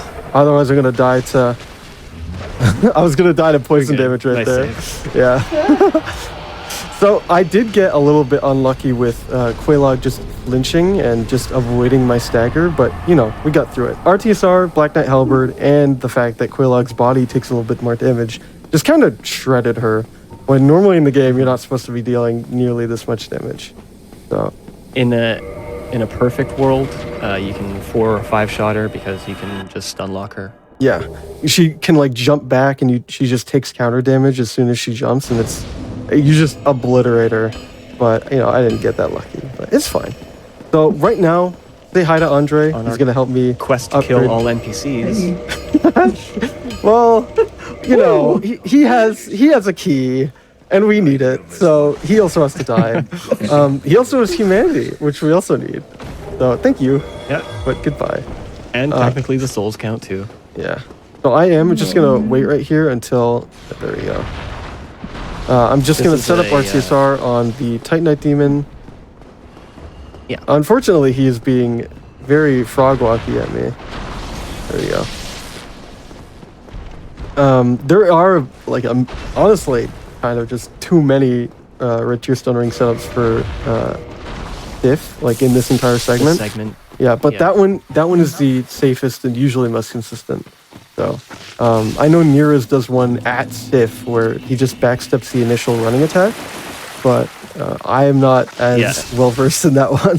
Plus, I used the Hornet Ring, which you can't grab immediately if you do that strat. So I'm also going to be picking up Stone Armor a little bit, which I'm going to use for Nito specifically, because we do in like the world record route, we do no armor, no like red Tearstone Ring Nito, but that's very risky because there's a ton of skeletons everywhere in the arena, and and you have to sort of manipulate Nito to kill his own skeleton. Yeah. It can be very, very hectic. It's a pain. So I'm just going to use Stone Armor, and it really just trivializes the fight. But right now we're just, running over to Sif, and then we're going to grab the Stone Armor. But Sif is, as I said, towards the beginning of the run. Okay. Oh, I got the backup. Nice. Ruin skip backup. Very nice. Yeah. As I said towards the beginning of the run, Sif is kind of one of those parts of the run where it just requires a lot of luck to get like a really fast time, because Sif likes to jump a lot. Sif normally is not that good of a dog, so we're gonna hopefully, put them on a leash. But There's actually a quick question in chat, just asking, what does the Crest of Artorias do? The Crest of Artorias. So the Crest of Artorias actually unlocks the door that we just opened to get to Sif right here. It also you jump down a little stairwell over there. Yeah. It just unlocks the door. The Covenant of Artorias, though, that we get from Sif, is the thing that is required to actually fight for kings. So, like, as soon as you drop down into the Four Kings arena, if you don't have the item that we get from killing Sif, you just die. So, but in order to get to Sif, in order to get to Sif, you need the crest. In order to, Gotcha. So I'm gonna focus He picks real up quick. a Hornet Ring here. Gives an extra crit on riposte. And he's gonna try to stay slightly to the left of Sif and hope for good boy. Top time and friends, look away. He can literally like hop back 3-5 times. Yeah. And just run away from you. Yeah. Well, there's a very funny clip of one runner just having like 16 back hops in a row. So it's oh my gosh. Yeah, Sif is not that friendly to runners, which is why a lot of runners don't like him. Or Ornstein Smo, which is another fan favorite boss.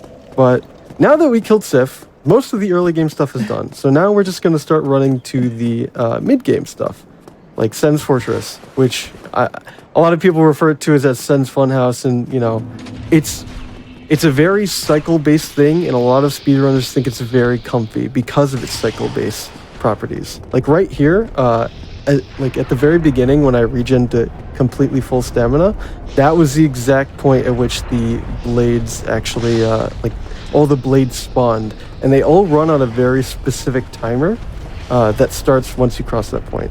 So I just did a 0 blade cycle right there. So you just continuously run and just regen stamina and just, it's all of this entire segment is just very stamina management dependent, which is really cool and is very satisfying to just get really good at. But honestly, this segment is really comfy for runners most of the time. I am going to do a quit out right here though, just to reset the boulder. Yes. If done right, you hear a big boom when he logs back in. oh yeah, that's it. Yep. And also, doggo friends, you can look back. Sif is back to being a good dog. Yeah, no, he's still there. Yeah, he's still there. He's still there. He's still guarding the rave. It's fine. Still, it's fine. Yeah, we skipped the fight. Yeah, Intended skip. Yeah, we found a Sif skip. Yep. Yeah, the rest of Sen's Fortress is just running all the way to the actual final boss, which is this crossbow archer that sometimes just completely blocks the doorway right before Iron Golem. But in actuality, like, it's the rest of Sen's Fortress is just a lot of running. So,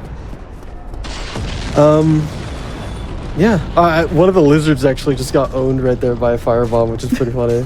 Like there's actually like there's a kind of a meme in one of the Prepare to Die edition version of this game's old bosses routes, where if you get too much souls like by one of those lizards dying, you just have to reset the run because you just can't perform this very specific glitch. But you know, this is glitchless, so we don't have to worry about that. We don't care about souls at all right now, actually. Hi, Bob. Bye, Bob. Yeah, hi, Bob. Bye, Bob. Yeah, this is Iron Golem.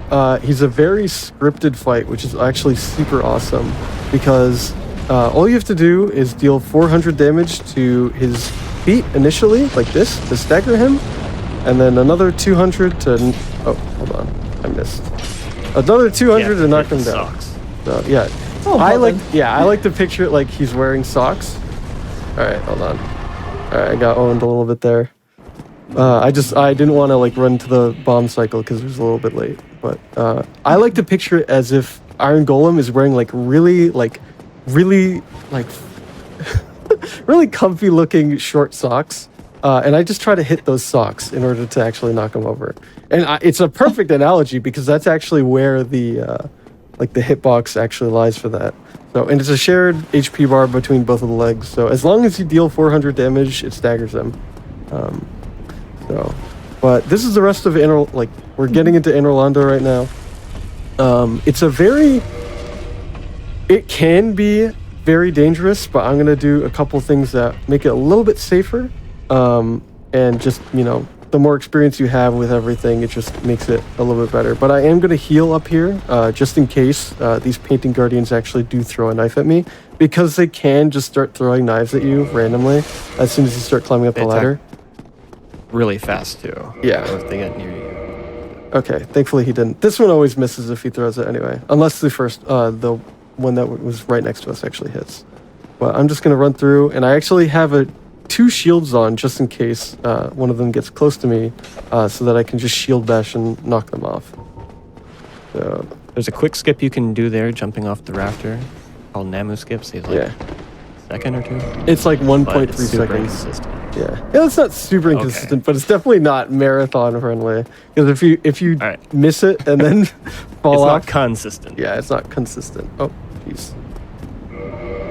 Yeah. Also, some of the painting guardians can sometimes follow you over here and get stuck on top of the railing right there, like above in that little dome, and it looks really funny.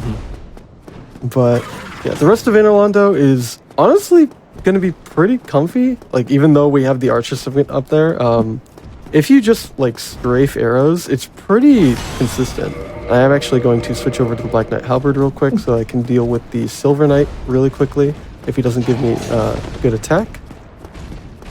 So, and I'm going to plunge this guy right here so that he doesn't screw me over.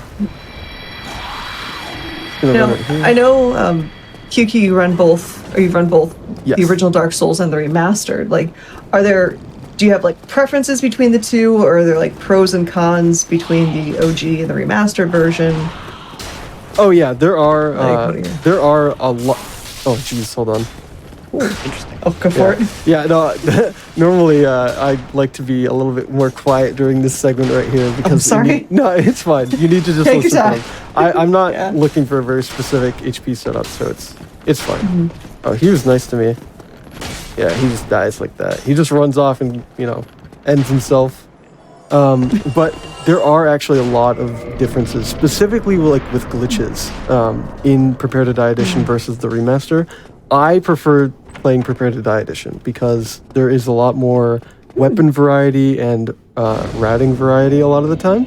Oh yeah, I don't level up here. What am I doing? Safety bonfire. Yeah, just in case. Yeah, Safety bonfire. It's just a safety bonfire because ONS can just be ONS. But Prepare to Die Edition does have some differences, like the in-game timer actually running faster. So you do, like, if you compare the remaster versus Prepare to Die Edition, every minute that you play in Prepare to Die Edition loses about 2 seconds. So the remaster is just technically the faster game, which is kind of cool. Because the in-game timer is just linked to the frame rate. I will continue this after I do this fight. I just want to focus. Okay. Oh, go for it. Yeah. I got the charge opener, which is nice. Left. Oh, okay.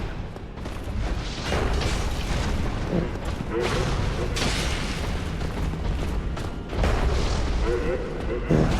This was... Okay, I dealt with that pretty nicely. All That things was great considered. recovery. Yeah.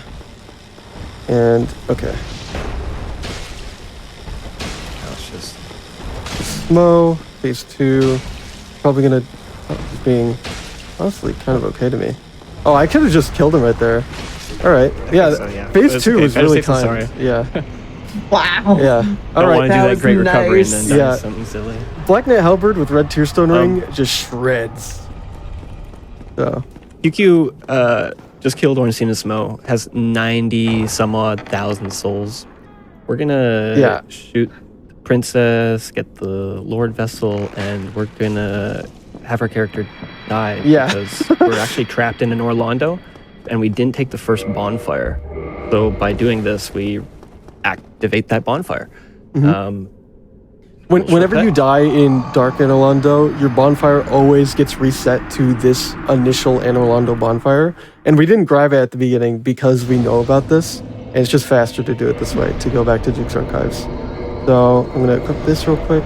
But yeah, going back a little bit to the Remastered versus Prepare to Die edition thing, the reason why we run glitchless in the Remaster is twofold. One, it's faster because of the in-game time thing. But two, there is actually something that they added in the Remaster that allows us to offer multiple humanities to the Daughter of Chaos Covenant leader all at once. Because in the Prepare to Die edition version of the game, you have to offer them one at a time, and it takes like 2 years. But with this, you can just offer 30 at once, and it's super quick in comparison. So honestly, that's like the biggest reason to run the Remaster if you want to do glitchless. But there are a couple of other small differences, like AI behaves very slightly differently because that is also tied to the game frame rate. Yep. Which actually can involve AFKing some bosses unintentionally sometimes, because if you toggle your weapon or equip a weapon at a inconvenient time, it can just make them be like, where is he, for like 5 seconds. Just because whenever you unequip or re-equip a weapon, it just deloads your character from the aggression, like it just deloads your character from enemies being able to see them. So we're gonna usually avoid toggling or equipping weapons by fog gates or near bosses, just so that they're more consistent. But yeah, enough about that. There are a lot of differences in all of them, but There's just a lot wanna, to go on. there is. Yeah. There's a reason why they're different speed games. Yeah. Oh, jeez. Okay, that's why I wanted to focus a little bit more here, because they can just own you. I should be... Yeah, I'm good now. Okay, thankfully, we have a Firekeeper soul that we picked up in Undead Parish that will heal us to full. Yeah. You just don't want to get hit twice in this segment. You can just kind of get owned because they deal a lot of damage, but... Yeah, This is our first sequence break. Yeah. He's already going to pop all the souls that he has from bosses and humanity. Gonna... Yeah. I'm just look gonna into pop his all of bow. Yeah, he's gonna pull the lever, look at his bow, and then basically we'll right forward back and wait for a visual cue. And this is called Duke Skip. This allows us to skip the entire prison segment of the game, which saves like 4 minutes. And it is not a glitch. It is just us using the railing to get to the other side of like the top part of Duke's Archives. It's just parkour, and it's really cool. It's a really old skip. Like it's from like 2014, 2013. It's gone through a lot of different variations over the years. So Like many iterations, for the longest time, it was you would go off manually, but in like 2021 or 2022, someone named Rifty actually came up with this bow setup, and it's been used ever since. Like it's so consistent that like people who do like deathless runs and hitless runs also use it. just because like the risk of dying if you know how to do it is so low compared to the old method. But it's a really cool skip, and in a lot of other remastered categories you don't see it a lot because they do other things to skip past it. But yeah, right now we're in the Crystal Caves. I'm gonna do a little drop up here just to get into Red Tier Stone Ring range, and then we're gonna hopefully deal with Sif properly. Not Sif, Thief. I do need to jump after this just to take proper I just want to fall mention damage. there are 2 smaller skips you can do in the segment that he's opting not to do. Yes. One is over a crystal just past there. He decided to do a slope fall instead. And at the ladder, he slid down the ladder. You can actually either roll or running punch up and land on the ledge and going super fast. But both of those have kind of a higher risk of, Yes. dying and then losing like 4 minutes to running all the way back. So I'm not gonna do those for like 4 seconds of wanted to time mention save. Yeah. No, they're completely legitimate strategies, and I usually, like most runners, end up doing them in serious attempts. But right here, And I I'm do gonna like the some- immediate. Oh, sorry. No, I'm just gonna do some specific pathing here to hopefully have no clams come in. But sorry, I didn't mean to interrupt you. Oh no, you're good. I like how there's people in chat going, "You're gonna tell me the walking out area in a glitch? That's a hidden floor. It's fine." Yeah, no, that's not a glitch. I mean, it was really funny that for the longest, well, not the longest time, but I think in the original release of the game, like in 1.0, there's now a message there that like says, ooh, I almost took chip damage right there. There is a message that says like, or no, there's like a prism stone or something, or a message that says like hidden floor ahead or something, but that wasn't there originally. So I think the devs like were just like, maybe we should have, given them more of a hint. Give it a little bit of a nugget right there. Yeah. But yeah, that's Seath. Thankfully no clams got in, but right now I'm going to start heading over to Nido, and this is my favorite skip. I've been told that, this is This is new. yeah, this is very new. Ooh. It's consistent as per QQ. Yeah, I trust him, it's consistent. but it's brand new. It's consistent as long as a skull does not come over and say hi to me while I'm falling.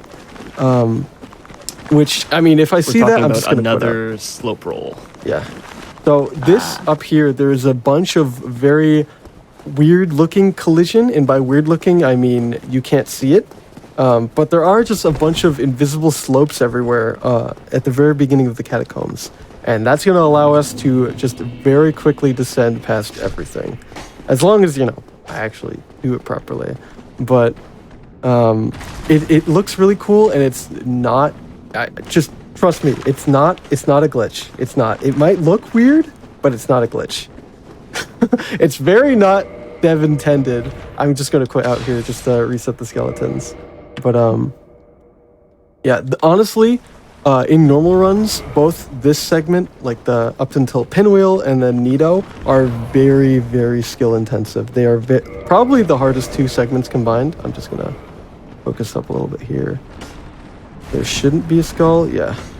So this all looks kind of weird, doesn't it? This doesn't look like it's supposed to be the way that you get down. But What's out here? The de-aggro the skeleton wheelies, boys. and that's the fastest way how to They can get roll up down. on you. That's the fastest way to get past the catacombs. You can try that if you want, but you might not be able to do it. It's it's kind of weird looking. QQ uses a certain weight to mid-roll to buffer his rolls while he's on the slope. So he's not gaining extra iframes or glitching. It is actually just Yeah, it's just a slope roll. slope roll. Yep. Actually, I kind of want to see what mask I get here, because if I get the mask... Oh, nice, I did get the Mask of the Child. Nice. I'm going to use that for Nido, because the stone armor makes it so that your stamina regens slower. And I'm just going to use it for that, though. But this is Tomb of the Giants. You can't see anything, but trust me, I know where everything is. I'm going to jump right here to this prism stone, and then jump here, and then plunge. Just slide down this little This slide, is the which one is pretty fun. NPC will spare eye patches. Yeah. He's doing his thing. We used to kill him in runs, but it actually just turns out that it's faster to not kill him and do something in a slightly different order. Yeah. Not by any merit of his own have we stopped killing him. Yeah. So just jump past these guys, and that's the Tomb of the Giants. So it's normally a very like kind of spooky area that you have to like tiptoe around with like a little light source, but we know exactly where everything is. So we're just gonna skip past all of it. And I'm gonna kill this Titanite lizard right here, just to get the last twinkling Titanite that I need for upgrades. Yep. If he was doing the RTSR strategy with the like the fastest possible strategy, he wouldn't heal there because the pathing through the catacombs actually gives us the perfect amount of HP. Yeah, it's honestly to really fall into the fight super with, convenient. But you don't have to go through any hoops or ladders to set up RTSR. Normally, it's just like if you do the pathing normally, it's just immediately sets it up. But I need to heal because I'm going to use stone armor, which also makes me take a lot of fall damage. I'm gonna equip everything real quick, put on the Mask of the Child, and hopefully he doesn't immediately yell at me. Oh, he did. So I'm gonna actually block right here, and the blade is gonna go right between my legs. Which looks weird, but like there's a tiny, like the actual hitbox of it is just like this little circle underneath you. So. Yeah. When he blocks, his feet change positions. Yeah.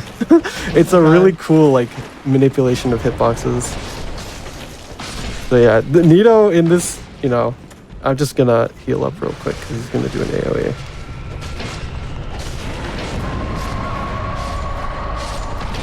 And then, there we go. That's Nito. That's Gravelord Nito. Yep. He's made of bones. So now that we killed Nito, we're gonna make our way to the Four Kings. And earlier, actually, I'm first gonna upgrade my Black Knight Halberd. Earlier, we actually drained it when we dealt with Ingrid. And this First thing we did. Yeah, the first thing that we did. We also we're just gonna level up a little bit later. But this whole segment, there is a thing called Two Kings that I'm going to try to go for, just because it does save time and it looks cool if you beat the Four Kings and Two Kings. Like who doesn't want to do that? But if I don't get good RNG on the fight, I'm just going to go for the Three Kings kill, which isn't that much slower. So, but getting there can be a little bit dicey sometimes, and by sometimes I mean very specifically to me recently. I've been having a lot of trouble with the random ghosts near the fog gate for the boss, but I've come up with some stamina management that should make it a little bit more comfy for me. But there are a couple Dark Wraiths that we need to run by as well that can just tag me if they do like a quick attack. But aside from that, we're just gonna try to beat Four Kings, and I am going to actually turn up my music up here as long as it's on 2, because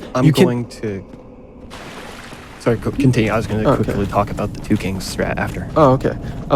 You can tell exactly where the when the kings are going to spawn based on when the music is, because they spawn at a timer. So as once you hear like a very specific note, there's like, okay, they're gonna spawn right now. So, but I'm gonna focus up real quick if you want to talk about that. For sure. So the kings share a health pool, and in a king's dying animation, they can still be hit into that shared health pool. So what Biki's going to do is 2 jumping attacks while two-handing this weapon, and a rolling attack where he hits with the beginning arc of the spin, like he just did. Good jump. This puts him down to a sliver. Once QQ gets max stam, he does a jumping attack, an R1, and an R2, so a regular attack and a heavy. Boom, King's Head. Mm-hmm. Now I just need to do that again on this one. Wow.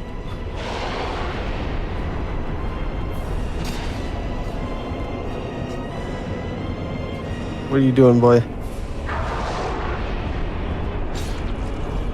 I'll play it a little bit safer here. Okay. Oh, they were very nice to me. Yeah, I didn't want to say anything, but if the Four Kings do any of their 3 magic attacks 4 times in a row, doesn't matter what order, just 4 magics in a row, you basically can't kill the first king. I'm actually ecstatic second that I game, was so- able. I'm actually so happy that I was able to get that. Oh my god. 'Cause I've been struggling with that a lot recently, so that's really awesome. But yeah, that's the four kings. They were thankfully very nice to me, which is honestly awesome. But we're gonna go to the last Lord Soul actually, which is the Bed of Chaos, and I have to go through Blighttown again because I didn't get the Daughter of Chaos bonfire to warp back down there. But that's fine, because along the way I'm just gonna use all the humanity that I got. Because we need to open that door and reach rank 2 in the Covenant. So I don't actually have to send this elevator back down, so I'm going to skip doing that real quick. I'm going to... I shouldn't, jinx it, but I could still technically die on the way there, but, pulling the elevator back up is like, it takes 6 seconds, so who cares? Hey, don't breathe that juju into the universe. Yeah, I mean, I'm feeling myself because I just did the 2 kings setup, so. So, yeah, just, going through Blighttown again this way. Doing the questionable rolls again. Can I say something that might jinx it? Yeah, sure. Do it. You're gonna beat my legit run. Oh, really? No, I don't think I will because I died to gargoyles. I'm saying with that. Oh, no. Oh no. So the runs on the leaderboard aren't that polished. Yeah, there are a lot of really updated strats. Like this descent method is actually also pretty new, and it saves 12 seconds each time that you do it. So it's 24 seconds over the course of the run, which is pretty massive. And the other catacombs thing that I came up with actually saves 8 seconds as well. So there is a lot of just time save over the course of the run. So I'm actually gonna double check here and then use the humanity after I talk to Aingi.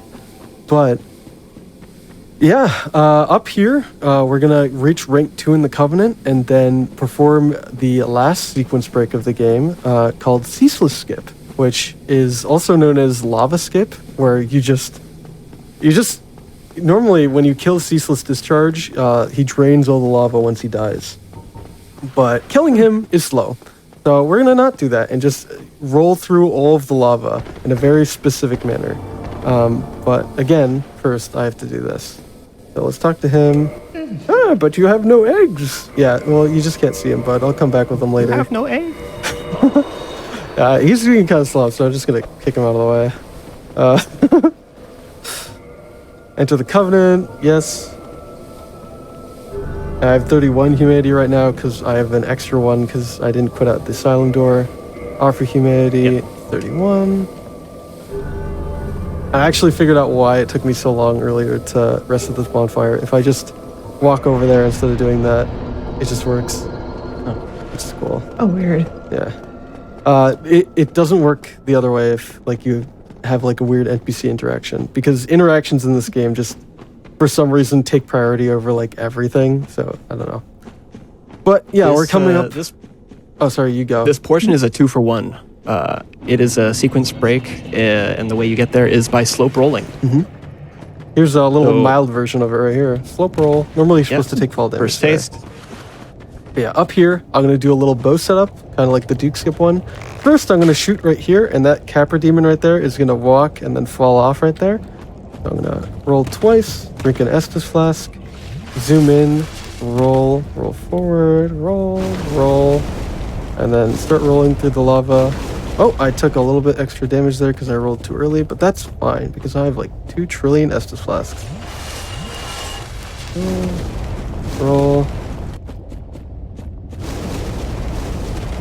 I'm gonna try to get up there. I do this all a very specific way. So, I died.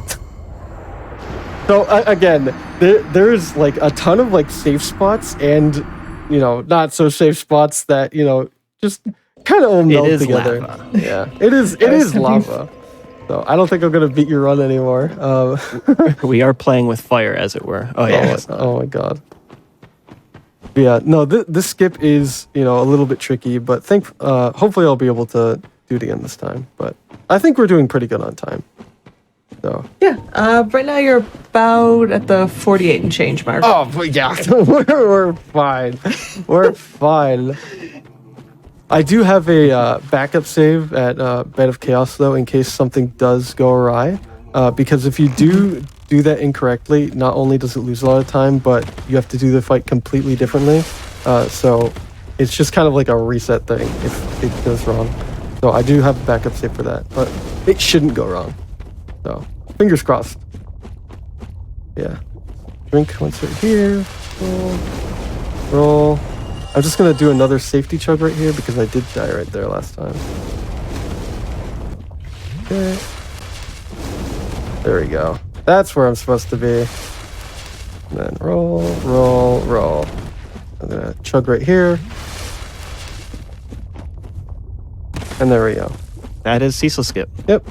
And Nice. and even though I died right there, that is still faster than going over and killing ceaseless discharge. So. Yep.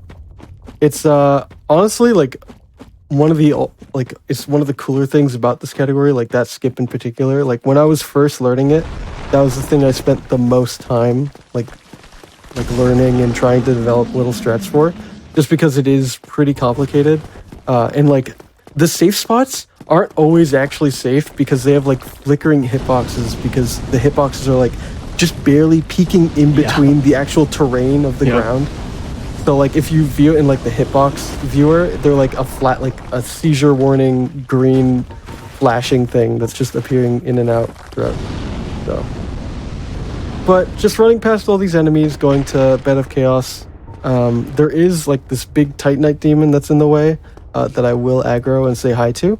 Accidentally jumped right there. But yeah. Door up ahead is why we needed the 30 humanity. Yeah.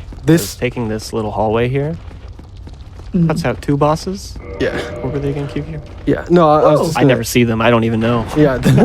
One of them is Fire Sage Demon, which is that first one that we just passed the fog gate of, and the next one is Demon Centipede.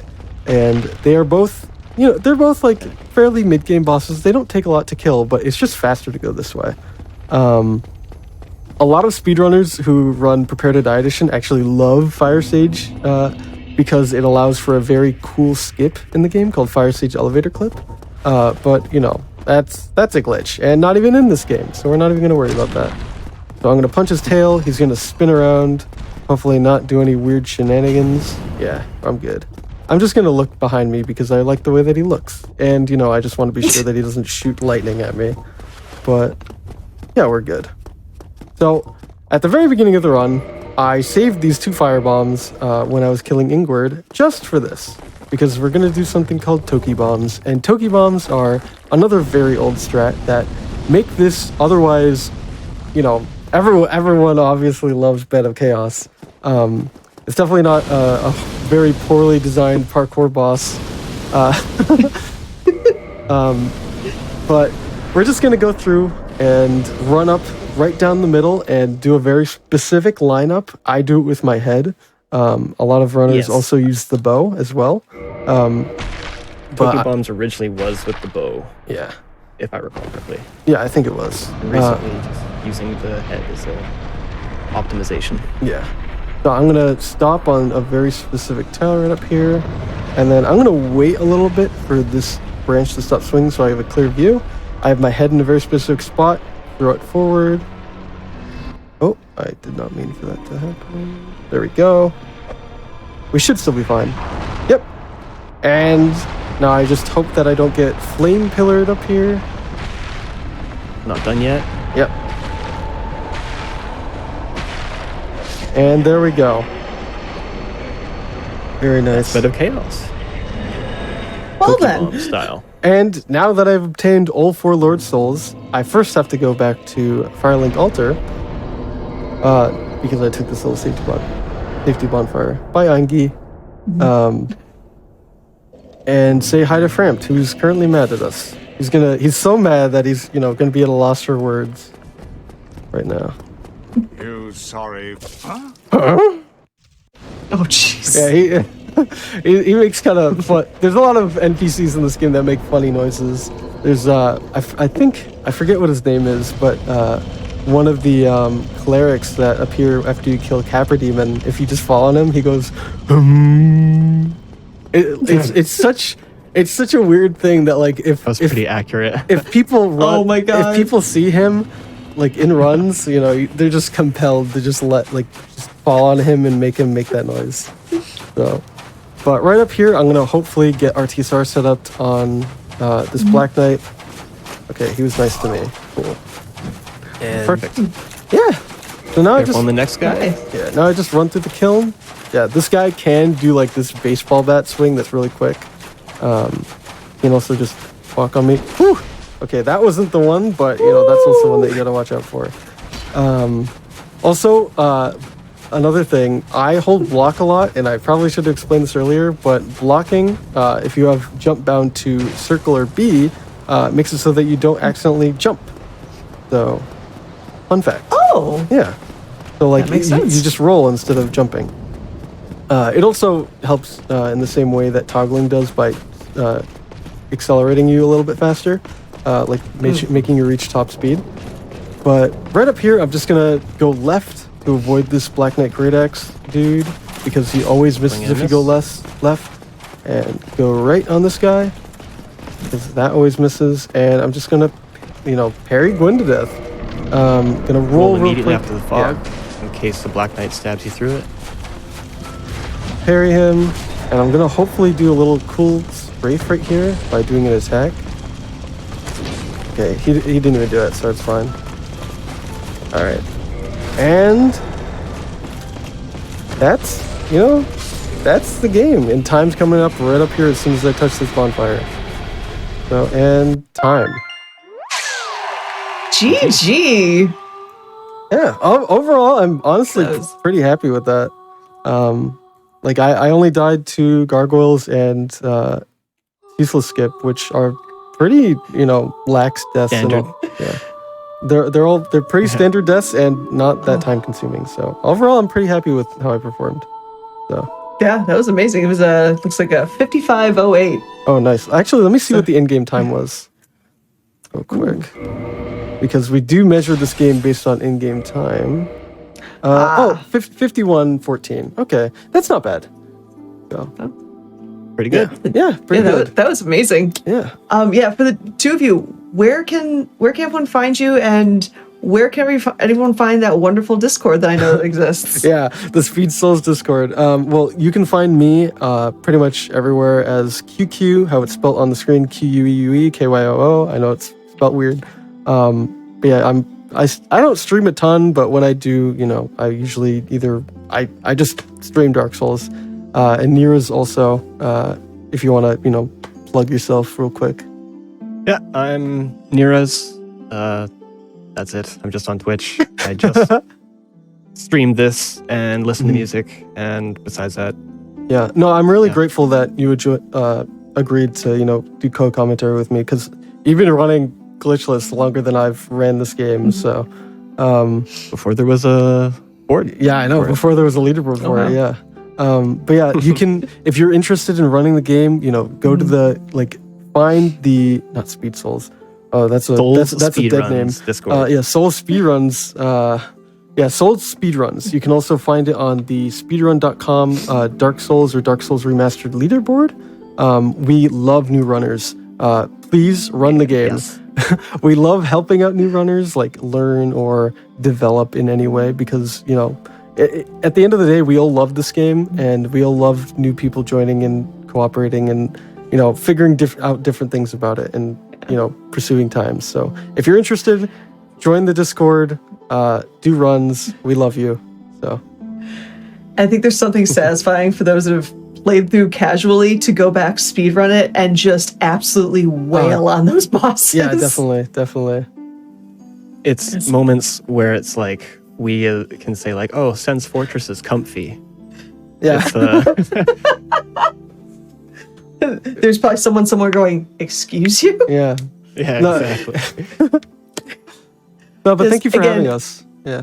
Oh, no, thank you you so so much. much for coming on. And everyone, give GG's again once more for this amazing Dark Souls glitchless run. Yeah, Dark glitchless. Souls 80% remastered. But yes, For those of you that missed out on either the earlier runs in Express Lane or for As Seen on TV, which was the show before Express Lane today, make sure you stay tuned because after this, we're going to replay both of today's shows, which is going to be awesome because, and we are back in full swing with season 1 of Hotfix.